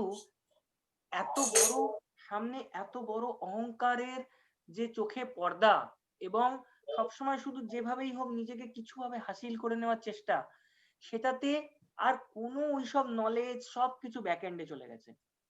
গুরুকে বলা যে চোখে আঙুল দিয়ে দেখিয়ে দেওয়া তার এটা তুমি ভুল করেছো, এটা তোমার করা উচিত হয়নি। So this kind of thing also is coming through Duryodhana's lips, যেটা কিনা একদমই ঠিক না। নিজের জীবনকে না দেখে নিজের জীবনে তো সে 50 অপরাধ করে চলেছে, অন্যকে দেখা, অন্যের জীবনকে দেখা, সে আবার তার গুরু। এমন জিনিস, কম্পারিজন মেন্টালিটিতে সে গুরু অপরাধকেও সে গুরুত্ব দিচ্ছে না। তার নিজের অহংকার বোধ এতটাই মারাত্মক, সমস্ত কিছুকে পেতে যাওয়ার এতটাই মারাত্মক, সে নিজের গুরু অপরাধ কেও সে করে ফেলছে। তো এইখান থেকে একটা খুব ইম্পর্টেন্ট জিনিস দেখা যাচ্ছে, আমরা ক্যারেক্টার অ্যানালিসিস করব, different character analysis.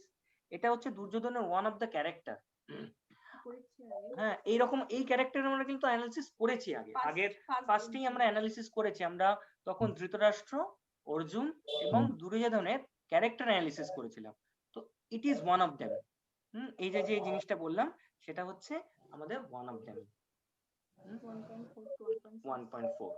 Now let's come to 1.4.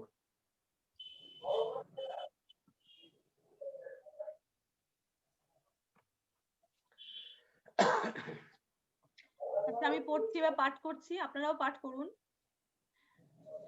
অত্র সুরা মহাব্বাসা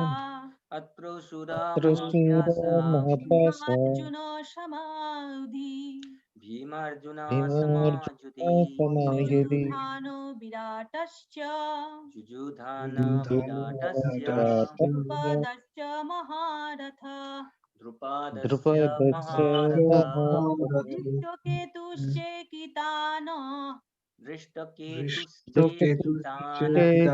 কাশীরাজস্য বীর্যবান কুন্তি ভোজশ্চ নরপুঙ্গব মনুষ্য বিক্রান্ত উত্তমোজস্য বীর্যবান ভদ্র দ্রৌপদেয়াশ্চ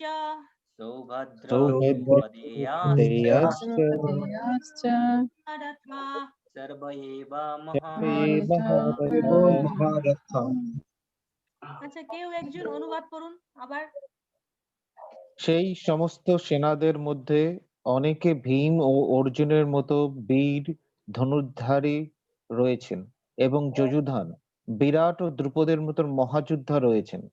সেখানে ধৃষ্টকেতু, চেকিতান, কাশীরাজ, পুরুজিত, কুন্তি ভোজ ও শৈশবের মতো অত্যন্ত বলবান যোদ্ধারাও রয়েছেন।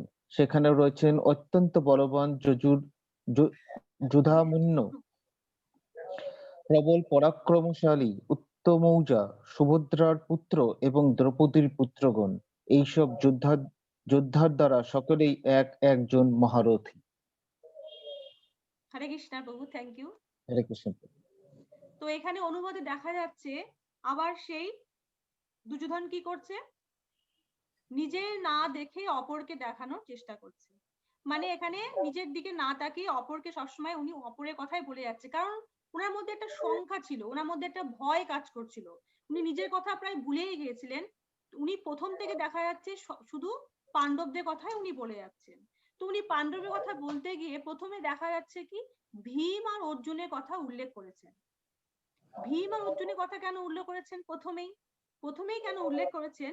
কারণ দুর্যোধন জানতেন ভীম আর অর্জুনই হচ্ছে মেন প্রবলেম।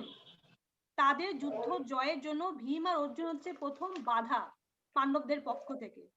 কারণ ভীম আর অর্জুন সম্বন্ধে দুর্যোধনের মনে কিন্তু ভয় ছিল। ভয়টা কেন ছিল? ভীম আর অর্জুনের সম্বন্ধে দুর্যোধনের মনে ভয় ছিল, কেন ছিল? তার কারণ যখন পাঞ্চালীর বস্ত্রহরণ সভায়, হ্যাঁ, ভীম আর অর্জুন যখন মানে পাণ্ডব পক্ষ যখন হেরে গিয়েছিল পাশা খেলায়, আর দ্রৌপদী যখন ওরকম বস্ত্রহরণের একটা বিভৎস অবস্থার সৃষ্টি হয়েছিল, তখন ভীম কিন্তু কি করেছিল? পণ করেছিল ভীম যে আমি তোমার উরু ভঙ্গ করব। কার? অর্জুন, দুর্যোধনের উরু ভঙ্গ করব। দুর্যোধন। হ্যাঁ, আর দুর্যোধনের ভাই দুঃশাসনের কি করবে? বুক চিরে রক্ত রক্তপান। পান করবে এবং সেই রক্তে পাঞ্চালীর মানে দ্রৌপদীর চুলকে স্নান করাবে। এই বিভৎস একটা শপথ নিয়েছিল ভীম। তাই জন্য ভীমের সম্বন্ধে কিন্তু একটা ভয় অটোমেটিক্যালি দুর্যোধনের মধ্যে চলে এসেছিল। এবার অর্জুন কেন ভয় পাচ্ছে? অর্জুন সম্বন্ধে কেন ভয় পাচ্ছে? একে তো ওরা ধর্মের পক্ষে তো অবশ্যই ছিল, কিন্তু ওনারাও ভীষণ বড় বড় শপথ নিয়েছিল। অর্জুন কেন ভয় পাচ্ছে? অর্জুন সম্বন্ধে যেটা জানে দুর্যোধন তা হচ্ছে, অর্জুন যখন বনবাসে ছিল তখন অর্জুন স্বর্গলোকে যায়। স্বর্গলোকে গিয়ে সমস্ত দেবতাদের, শিব, ইন্দ্র সকলের সঙ্গে যুদ্ধে লড়াই করে তাদের সন্তুষ্টি বিধান করে এবং তাদের কাছ থেকে অনেক দিব্য অস্ত্র সংগ্রহ করে, দিব্য অস্ত্র পায় উপহার হিসাবে। তো এই দিব্য অস্ত্র তুলনা তো হয় না, সেটা দুর্যোধন ভালোভাবেই জানতো। তাই জন্য দুর্যোধন আগে থেকে ভয়ের প্রকাশের জন্য আগে থেকেই বলতে শুরু করেছে যে পাণ্ডব পক্ষে দেখুন দ্রোণাচার্য, পাণ্ডব পক্ষে দেখুন ভীম আর অর্জুন মতো বড় বড় সব গুণধারী রয়েছে। এবার ভীম আর অর্জুনের কথা বলার পর উনি আরো যারা আছেন, দ্রৌপদীর পুত্র যেখানে আছে, সুভদ্রার পুত্র অভিমন্যুর কথা বলা হয়েছে, আরো এখানে বড় বড় যোদ্ধাদের কথা বলা হয়েছে। এরা সকলেই মহারথী। সকলকে এরা মহারথী। মহারথী মানে কি? মানে 60,000 বেশি, 60,000 এর বেশি সৈন্যের সঙ্গে যারা একসঙ্গে যুদ্ধ করার, একা যুদ্ধ করার ক্ষমতা রাখে তাদেরকে বলা হয় মহারথী। তো ওনার মনে যেহেতু ভয়ের সৃষ্টি হয়েছিল, তো সেখান থেকে উনি কি করেছিল? পাণ্ডবদের পক্ষে যারা যারা ছিল তাদের সকলের নাম একে একে বলতে শুরু করে দিয়েছিল। মানে একটা ভয়ের ফিয়ার ফ্যাক্টর একটা কাজ করছিল, তো সেই জন্য উনি একে একে নামগুলো বলতে শুরু করে দিয়েছিল। কিন্তু সবচেয়ে মজার জিনিস হচ্ছে যে এতজনের নাম বললো, যুযুধান, বিরাট, ধ্রুপদ, চেতিকান, কাশীরাজ, পুরোজিত, কুন্তিভোজ, কিন্তু একবারের জন্য শ্রীকৃষ্ণের নাম উচ্চারণ করলো না।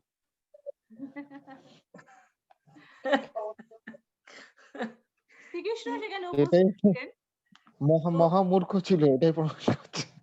এইটাই হচ্ছে মহামূর্খদের পরিচায়ক। মানে উনি অন্ধ ছিলেন, একদম সম্পূর্ণরূপে ব্লাইন্ড। হ্যাঁ, ব্লাইন্ড অহংকারে অন্ধ রাজার ছিল। ব্লাইন্ড সন্তান, সম্পূর্ণরূপে ব্লাইন্ড, কনসাসনেস ওয়াইজ ব্লাইন্ড। একজন ফিজিক্যালি অন্ধ, তার ছেলে হচ্ছে কনসাসনেস ওয়াইজ অন্ধ। কিন্তু সবচেয়ে মানে point to note that Shrikrishna কিন্তু বোঝাবার চেষ্টা করেছিলেন অনেকভাবে। যখন শান্তির দূত হিসেবে উনি গিয়েছিলেন, তখন কিন্তু দুর্যোধন তখন ওনাকে শেকল দিয়ে বেঁধে রাখবার চেষ্টা করেছিল, তখন উনি সেই শেকল থেকে বেরিয়ে যান। তারপর দুর্যোধনকে উনি বিরাট রূপ দেখিয়েছিলেন, রাজসভার মধ্যে বিরাট রূপ দেখিয়েছিলেন। উনি ধৃতরাষ্ট্রকে চোখ দিয়েছিলেন যে আমার বিরাট রূপ দেখো, আমাকে দেখো, আমাকে বোঝো। But still they didn't understand. তারা ভেবেছিল যে এটা তো কেউ না কেউ একজন ভীষণ একটা ম্যাজিক, হ্যাঁ, একটা ম্যাজিশিয়ান আছে, মায়াজাল করে আমাদেরকে এসব দেখিয়ে দিচ্ছে। সো এইটাই হচ্ছে ভগবানকে মায়াময়ী ভাবতো আর কি ওরা। হ্যাঁ, ওরা ভেবেছিল যে ভগবানই মায়াময়। হ্যাঁ, ভগবানকে ভাবতো যে চাতুরতা জানে, মায়া জানে, হ্যাঁ, তো ম্যাজিক জানে। হ্যাঁ, তো এটাই হচ্ছে যে এই সবচেয়ে মূর্খের কারণ। মানে রাবণকে যদি দেখা যায়, যে রাবণ কখনো কিন্তু রামের প্রতি অ্যাট্রাক্টেড হয়নি, সে কার উপর অ্যাট্রাক্টেড হয়েছে? সীতার উপর অ্যাট্রাক্টেড হয়েছিল। আমরাও নারায়ণের প্রতি অ্যাট্রাকশন কতজনের আছে, কিন্তু লক্ষ্মীর প্রতি অ্যাট্রাকশন প্রচুর, প্রত্যেকের আছে। সকলেই চায় ধন সম্পত্তি, টাকা পয়সা। প্রত্যেকেই ধন সম্পত্তি, টাকা পয়সা চায়। এটাই ব্লাইন্ডনেস হিসেবে কাজ করে, এটাই এটা অন্ধত্বের একটা কারণ। অন্ধত্ব। মানে অথচ নারায়ণ না হলে লক্ষ্মী হবে না। হ্যাঁ, নারায়ণ যেখানে ছাড়া নারায়ণ লক্ষ্মী নেই হয় না। সেখানে লক্ষ্মী হবে না, এটা খুব স্বাভাবিক, এটা প্রচন্ড স্বাভাবিক। তো সেখানে যদি আমি লর্ড শ্রীকৃষ্ণ নারায়ণকে আমি পুজো না করি, ভগবান লক্ষ্মী সেটাই। লক্ষ্মী সেখানে মাতা থাকবে না। কোনোদিন আসতে পারেন না, কোনোদিন আসতে পারেন না লক্ষ্মী মাতা।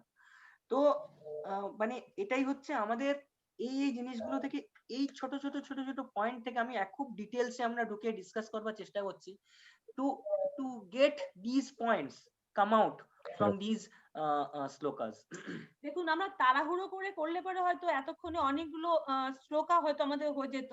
দেখা গেল হয়তো আমরা একদিনেই মানে ফার্স্ট চ্যাপ্টারে অর্ধেকটা শেষ করে দিতে পারতাম, কিন্তু সেটা কি কাজের কথা হবে? আপনারা কি মনে করেন? কেন কি আমরা যখন না, গীতাটা, না। হ্যাঁ, আমরা যখন গীতাটা শুরু করেছি, তাহলে একটু ডিটেলসে আলোচনা করি, যতটা আমরা জানি সবাইকে জানাই, এবং সবাই ওই তাতে কি প্রথমেই হবে? আমরা আলোচনা নিশ্চয়ই। করেছি না, হ্যাঁ প্রথমেই আমরা বলেছি না ইমপ্লিমেন্টেশনটা কি হবে। তো ইমপ্লিমেন্টেশনটা হ্যাঁ। করতে গেলে এটা আস্তে আস্তেই হতে হবে। হ্যাঁ হ্যাঁ হ্যাঁ ইয়েস, তো প্রত্যেকটা চ্যাপ্টারের সঙ্গে সঙ্গে আমরা প্র্যাকটিক্যাল লাইফে আমরা কিভাবে ইমপ্লিমেন্ট করতে পারি সেটাও আমরা তুলে ধরার চেষ্টা করছি। তো ওই জন্য আমরা ডিটেলসে যদি না ঢুকি, তাহলে তাড়াহুড়ো করে এই কাজগুলো ঠিক হবে না, ভালো হবে না। হুম, ওই বলতে পারে আমরা গীতা একদম। শেষ করেছি, গীতা কোর্স করে ফেলেছি, কিন্তু তাতে আমাদের হুম, শেখা সেরকম ভাবে কিছু হবে না। ওই জন্য আমরা ডিটেলস ঠিক। যাওয়ার চেষ্টা করছি। একটা ছোট্ট জিনিস আমি বলি রিগার্ডিং দিস। যখন কুরুক্ষেত্রের যুদ্ধ ওয়ার এন্ড হয়ে গেল, তখন একটা বড় গল্প আছে, আমি সেই গল্পতে আমি যাচ্ছি না। ঘটোৎকচের ছেলে ছিল, তার নাম হচ্ছে বারবারিক। তারপরে তো বারবারিক ভগবানের কাছে চেয়েছিল যে লর্ড শ্রীকৃষ্ণ ওনার মুন্ডুচ্ছেদ করেন। সেটা একটা গল্প আছে, আমি সেই অত বড় ইয়েতে যাচ্ছি না, তার কারণ তাহলে পুরো মহাভারত বলতে হবে। তো বারবারিক লর্ড শ্রীকৃষ্ণের কাছে একটা বর চেয়েছিলেন যে আমাকে ভগবান একটা কাজ করুন, যে আমার যে এই মুন্ডুটা সেটা যেন এই পুরো মহাভারতটা দেখতে পারে, মানে পুরো মহাভারতের ওয়ার্ডটা দেখতে পারে। তো লর্ড শ্রীকৃষ্ণ বলেছিলেন একদম ঠিক আছে। উনি নিজে হাতে একটা পর্বতের মানে মাথাতে ওনার ইয়েটা রেখে দিয়ে এসেছিলেন। তো এবার যখন পুরো শেষ হয়ে গেল, পুরো ওয়ার্ড কৌরব বংশ ধ্বংস হয়ে গেল, পুরোটা শেষ হয়ে গেল, তখন অর্জুন যুধিষ্ঠির এদের সবাইকে উনি বলেন যে চলো, বারবারিক আছেন ওখানে, বারবারিককে আমরা দেখে তার অন্তিম যাত্রা করে দিয়ে আসি। তো তখন সবাই মিলে বারবারিকের কাছে যায়। তো বারবারিক দেখে খুব হাসতে শুরু করে, সব হি ওয়াজ লাফিং লাউডলি, সবাই খুব হাসতে শুরু করে। তো তখন যুধিষ্ঠির অর্জুন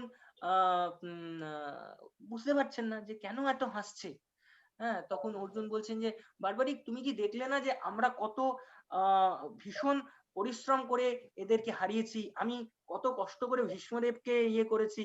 বারবারিক আরো হাসতে শুরু করেছে, আরো হাসতে শুরু করেছে, বলছে আমি কত কষ্ট করে কর্ণকে বধ করেছি, তুমি কি দেখোনি এগুলো, এত হাসছো কেন? তো বারবারিক কিছুক্ষণ পরে একটু হাসিটা থেমেছে, থেমে বারবারিক বললেন যে ওহে অর্জুন, তুমি কিছুই করনি।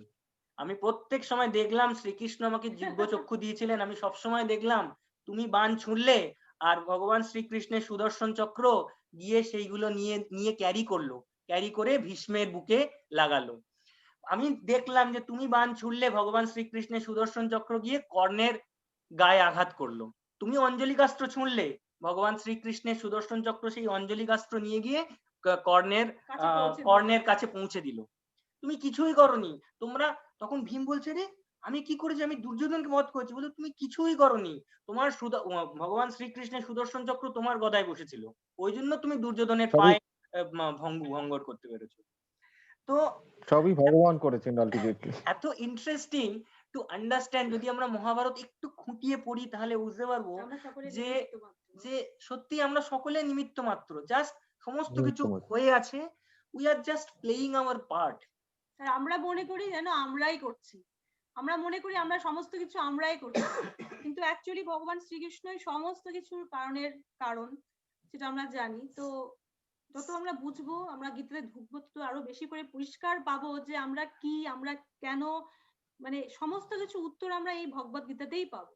তো আমরা যদি একটু খুঁটিয়ে পড়ি আরো বেশি পরিষ্কার হয়ে যাবে। 7th চ্যাপ্টারে, ভগবত গীতা 7th চ্যাপ্টারে ভগবান বলছেন যে নিমিত্ত মাত্রং ভব সব্যসাচিম। হ্যাঁ, যে সব্যসাচী জাস্ট ইউ বি দ্য নিমিত্ত, আমার সবকিছু করা আছে, তুমি শুধু নিমিত্ত মাত্র হও অ্যান্ড টেক দ্যাট গ্লোরি। হ্যাঁ, নিমিত্ত মাত্রাং ভব সব্যসাচী, খুব খুব ইম্পর্টেন্ট শ্লোক একটা। আমার 7 পয়েন্ট কত আমি ভুলে যাচ্ছি, but it is a very important শ্লোক, যে নিমিত্ত মাত্রাং ভব সব্যসাচী, সবকিছু করা আছে, তুমি জাস্ট নিমিত্ত হও এটা। তো ওগুলো আমরা পরবর্তীকালে যখন পড়বো তখন আরো আরো বেশি ডিটেলসে ঢুকে যাব, তখন আমরা বুঝতে পারবো। 1.7 তাই না?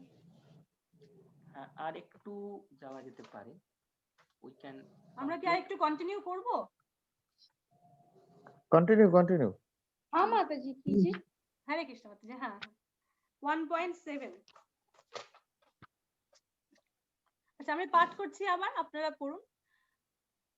अस्माकन्तु विशिष्टा अस्माकं अस्माकं तु विशिष्टा बोधोदिजतमा एतानि बोधद्विजोत्तम नायका मम शयनश्च मम सैनस्य संगार्थं तन् ब्रवीमि ते। संज्ञार्थ तान् ब्रवीमि ते। কেউ একজন অনুবাদ আবার পড়ুন, অনুবাদ পড়া ভালো, গীতা পড়া অবশ্যই হে ভালো। সকলেই হে পড়ুন, চেষ্টা করুন। দিজ্যুত্তম, হে দিজ্যুত্তম, আমাদের পক্ষে যে সমস্ত বিশিষ্ট সেনাপতি সামরিক শক্তি পরিচালনার জন্য রয়েছেন, আপনারা অবগতির জন্য আমি তাদের সম্বন্ধে বলছি।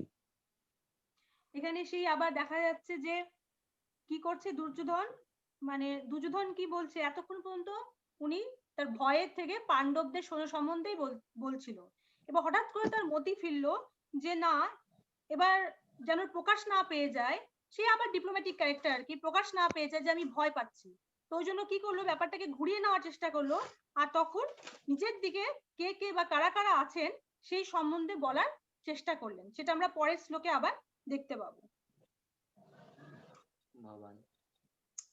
1.8 হ্যাঁ, পড়ুন। ভবান ভীমশ্চ কর্ণশ্চ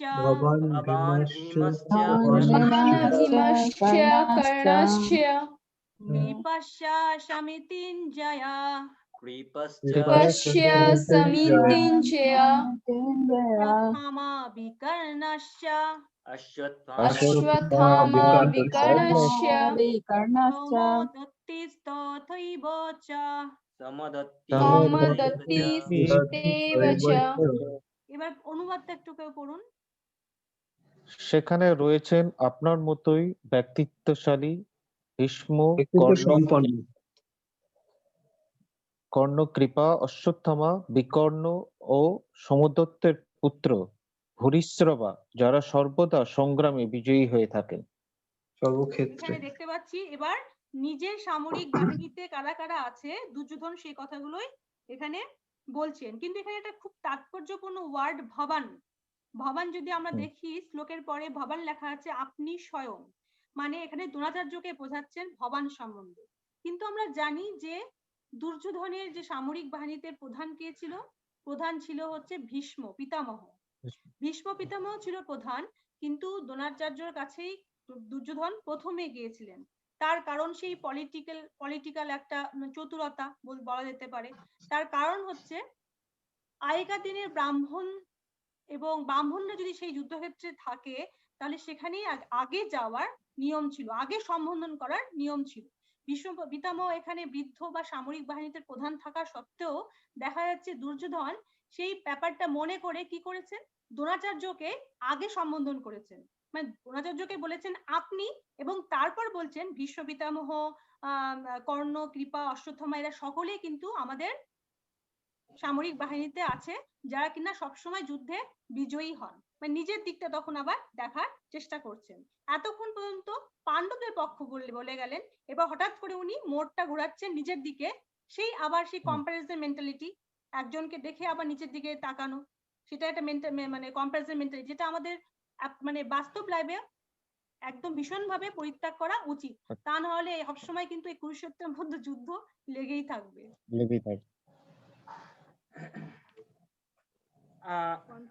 না, আমরা একটু এই জায়গাটাতে একটু ভীষ্মদেবের ইয়ে করে আজকে এখানে শেষ করব। হ্যাঁ একটু 8:17 বাজে, তো 1.9 থেকে এর পরের দিন আমরা ডিসকাস করব, কন্টিনিউ করব। আমরা একটু লাস্টে একটু কীর্তন রাখি যাতে কিনা হ্যাঁ, হ্যাঁ। ভালো হয় ব্যাপারটা। হ্যাঁ, তো কীর্তন একদমই। ছাড়া কোনো কথা, ভগবানের কথা সম্পূর্ণ হয় না। তো লাস্টে আমরা অল্প 5 মিনিট 10 মিনিট একটু কীর্তন রাখবো, তো তাই জন্য। অবশ্যই কীর্তনম। হ্যাঁ, আচ্ছা, কীর্তনিয়া সদা হরি। কীর্তানিয়া সদা হরি। আচ্ছা, তো ভেরি ইম্পর্টেন্ট পয়েন্ট ইজ কি ভীষ্মদেব এখানে বলা হচ্ছে না, তো ভীষ্মদেব কে ছিলেন? ভীষ্মদেব ছিলেন আমাদের 12 মহাজন আছেন, 12 মহাজন, তার মধ্যে শিব আছেন, জনক রাজা আছেন, নারদ মুনি আছেন, প্রহ্লাদ মহারাজ আছেন, হ্যাঁ, তাদের মধ্যে ভীষ্মদেব পরিগণিত হন। ভীষ্মদেব যদি চাইতেন, he can able to complete this Kurukshetra in a minute. ওনার কাছে এই কুরুক্ষেত্রের যুদ্ধে কোনো ব্যাপার ছিল না। এই কুরুক্ষেত্রের যুদ্ধের আগে এই কুরুক্ষেত্রেই 23 দিন ধরে শুধু ভীষ্মদেব আর পরশুরামের যুদ্ধ হয়েছিল। হ্যাঁ, সেই অম্বিকা অম্বালিকার ঘটনা নিয়ে শুধু ভীষ্মদেব আর পরশুরামের যুদ্ধ হয়েছিল 23 দিন ধরে। তো it is not that this is the highest war in Kurukshetra 18 days, no, before that 23 দিন 23 days ধরে ভীষ্মদেব আর পরশুরামের যুদ্ধ হয়েছিল। শেষকালে লর্ড শিবকে এসে তাদেরকে থামাতে হয় যে আর যুদ্ধ করো না, তাহলে পুরো পৃথিবী ধ্বংস হয়ে যাবে। তো সেইখানে সেই বৃহস্পতি তাকে জ্ঞান দান করেছিলেন, তিনি হচ্ছেন ভীষ্মদেব।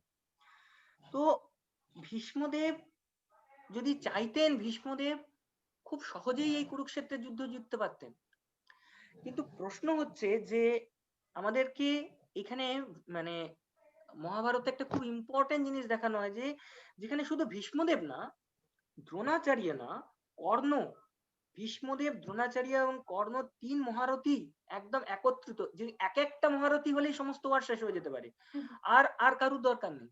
সেই 3 মহারথী মিলেও অর্জুনদের একটা সামান্য বাহিনী ধ্বংস করতে পারলো না তারা, because of the presence of lord Shrikrishna.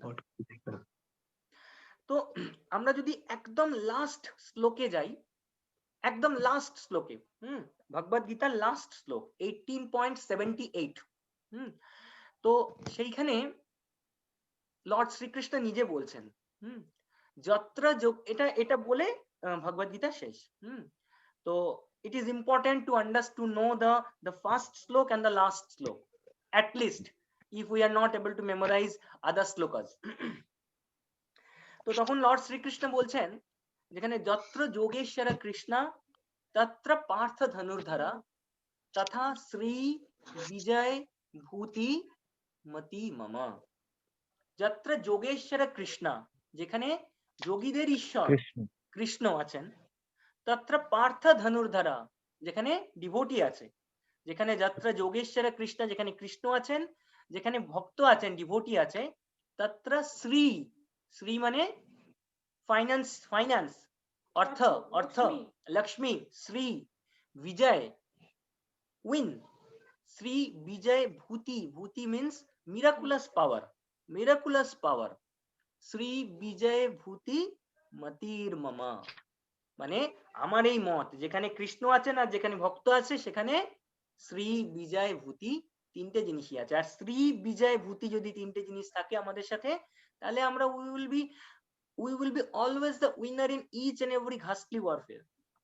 হরে কৃষ্ণ। খুব সুন্দর ভাবে আমরা নিজেদের জীবনকে ভগবদ গীতার সাথে আমরা নিজের জীবনকে অ্যাটাচ করে এগিয়ে নিয়ে গিয়ে জীবনের প্রত্যেকটা যুদ্ধে যেন জয়লাভ পেতে পারি, এটাই আমাদের সবার প্রার্থনা ভগবান শ্রীকৃষ্ণের কাছে। হরে কৃষ্ণ। কারো কিছু প্রশ্ন থাকলে আপনারা করতে পারেন, কোনো প্রশ্ন থাকলে পরে আমরা দিতে পারি। एक्चुअली माताजी हरे कृष्णा। हाँ, एकता माताजी बोलिए। मेरा एक क्वेश्चन है। यस। जो आपने जो श्री कृष्ण की 6 क्वालिटी बताई ना, वो आप फिर से एक बार बोल सकते हो, जिसमें एक पहला पूर्ण ऐश्वर्य था और वो बाकी के 5 क्वालिटीज क्या क्या थी, बोल सकते हैं आप फिर से एक बार? फर्स्ट इज ऐश्वर्यस्य, फर्स्ट इज ऐश्वर्यस्य, यू राइट इट डाउन, ऐश्वर्यस्य। ऐश्वर्यस्य माने मतलब ऐश्वर्य। पूर्ण ऐश्वर्य, ऐश्वर्य। हाँ, ऐश्वर्य, हाँ, समग्रस्य वीरस्य, इसका मतलब समझ रहे हैं। वीर, वीर मतलब he is the वीरता। powerful, most powerful, ultimate powerful, वीर। তাহলে ফার্স্ট ইজ ঐশ্বর্য, খুব বেশি ধন সম্পদশালী। সেকেন্ড ইজ বীর, যশ, বীর, সমগ্রস্য বীরস্য, যশ, যশ মানে হচ্ছে ফেমাস, ফেম, ফেম, আলটিমেট ফেম, ফেম। আলটিমেট ফেম। শ্রিয়, শ্রিয় মানে হচ্ছে সুন্দর, মানে সুন্দর, বিউটিফুল। বিউটিফুল। বিউটিফুল। ওপরে বিউটিফুল আর কিছু ওনার হতে উপরে পারে না। বিউটিফুল আর কিছু নেই। উনি, হ্যাঁ, জ্ঞানা, জ্ঞানা মানে হচ্ছে ultimate knowledge. and vairagya, ultimate renunciation. So these are the 6 qualities of the Lord, that is called Sarisharja. ঠিক আছে মাতাজি। हाँ, আচ্ছা, এবার धन्यवाद। আমি একটা জাস্ট বলে রাখি, যদি আপনাদের কোনো রকম কোশ্চেন এখানে না থাকলো, যদি আপনাদের পরে কোনোভাবে মনে হয় গীতা পাঠ করতে গিয়ে কোনো প্রশ্ন আপনাদের মনে আসছে, তাহলে আপনারা আমাদেরকে ফোন করতে পারেন বা পার্সোনালি হোয়াটসঅ্যাপ করতে পারেন, মেসেজ দিতে পারেন। তো সেখানে আমরা চেষ্টা করব আপনাদের মানে ক্লিয়ারিফাই করে দেওয়ার, যেটা আমরা জানি, যতটুকু আমরা জানি। তো আপনারা হয়তো টাচে থাকেন এইভাবে, যদি কোনো অসুবিধা হয় আমাদেরকে ফোন করে বা মেসেজ করে আমাদের কাছ থেকে জানতে পারবেন, যদি কোশ্চেন থেকে থাকে। ঠিক আছে, তাহলে এখানে কীর্তন ছোট করে হোক। আমরা শেষ করছি প্রভু একটা ছোট করে কীর্তন দিয়ে। আপনারা সবাই কীর্তন করুন। হ্যাঁ, মিউট করে দেবেন, তাহলে না হলে আদারওয়াইজ ইকো হতে থাকবে। ব্যাক এন্ডে আপনারা মিউট করে দেবেন। সকলেই করুন, আপনারা সকলেই আমাদের সাথে কীর্তন করুন। 5 মিনিট।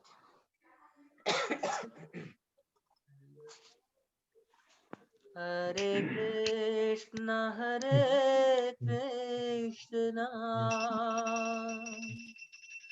কৃষ্ণ কৃষ্ণ হরে হরে, হরে রাম হরে রাম, রাম রাম হরে হরে, হরে কৃষ্ণ হরে কৃষ্ণ, কৃষ্ণ কৃষ্ণ হরে হরে, হরে রাম হরে রাম, রাম রাম হরে হরে, হরে কৃষ্ণ হরে কৃষ্ণ কৃষ্ণ হরে হরে, হরে রাম হরে রাম, রাম রাম হরে হরে, হরে কৃষ্ণ কৃষ্ণ কৃষ্ণ হরে হরে, হরে রাম হরে রাম, রাম রাম হরে হরে, হরে কৃষ্ণ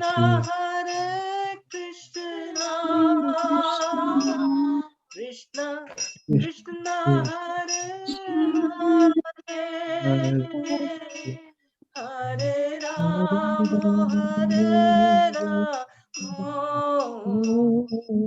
রাম, রাম হরে হরে, হরে Krishna Krishna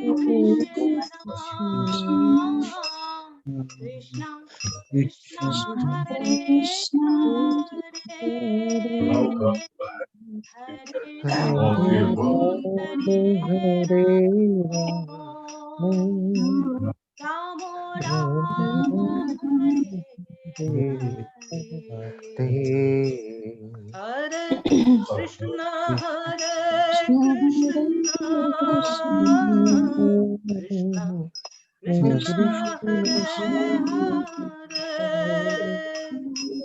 Hare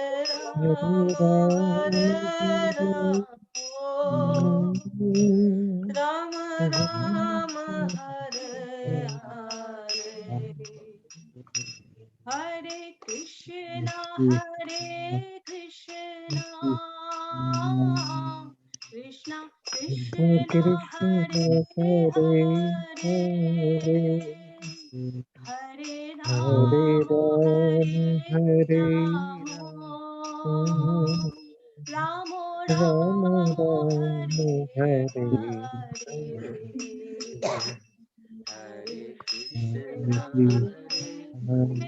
Krishna Krishna Krishna Krishna Hare Hare Hare Rama Hare Rama Rama Rama Hare Hare Hare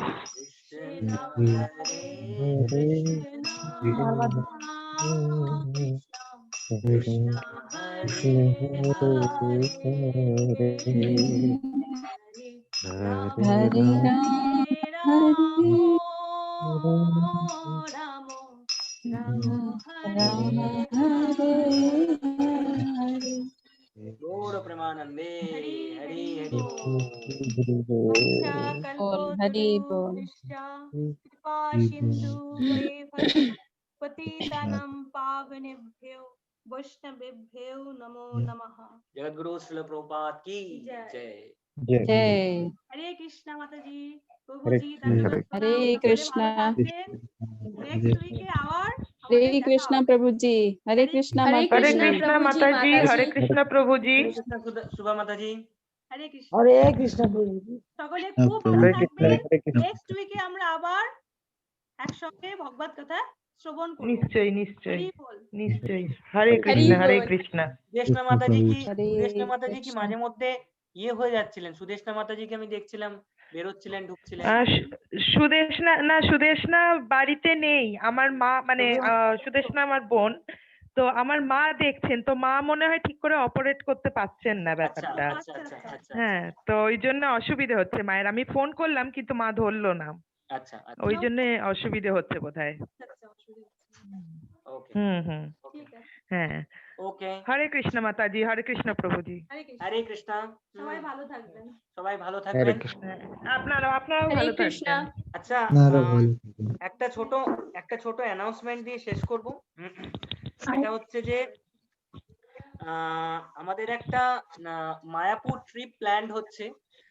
জানি না সেটা কবে হবে, বিকজ অফ এই করোনা সিচুয়েশনে এখন একটু হয়তো স্থগিত হয়ে যেতে পারে, but we are planning A Mayapur trip maybe at the mid of February. যদি সমস্ত কিছু ঠিক থাকে তাহলে at the mid of February আমরা একটা মায়াপুর ট্রিপ করছি। সবাই মিলে যাব, ওই করে বাস ভাড়া করে মায়াপুরে যাব। সবাই আপনারা রেডি থাকবেন। জানি না ভগবান রাধা মাধব কবে চাইবেন, তো যবে চাইবেন আমরা সকলে তখন যাব। সবাই রেডি হয়ে থাকবেন। হ্যাঁ হ্যাঁ, আপনারা যখনই ready কৃষ্ণ তো চাইবে যাওয়ার তখনই জন্য যেতে মায়াপুরে? এটা তো তোমার দিকে হচ্ছে। হরে কৃষ্ণ। ঠিক আছে তাহলে হরে close Hare করছি। Krishna. Hare Krishna Prabhuji. হরে কৃষ্ণ। হরে Hare কৃষ্ণ Krishna মাতাজি, Mataji. কেমন লাগলো? খুব ভালো লাগলো। ঠিক আছে, হরে কৃষ্ণ মাতাজি। हरे कृष्णा हरे प्रभु जी हरे कृष्णा হরে माता जी। কৃষ্ণ প্রভুজি মাতাজি হরে কৃষ্ণ। হরে কৃষ্ণ। হরে কৃষ্ণ, আরতি মাতাজি। ধন্যবাদ প্রণাম। হরে কৃষ্ণ।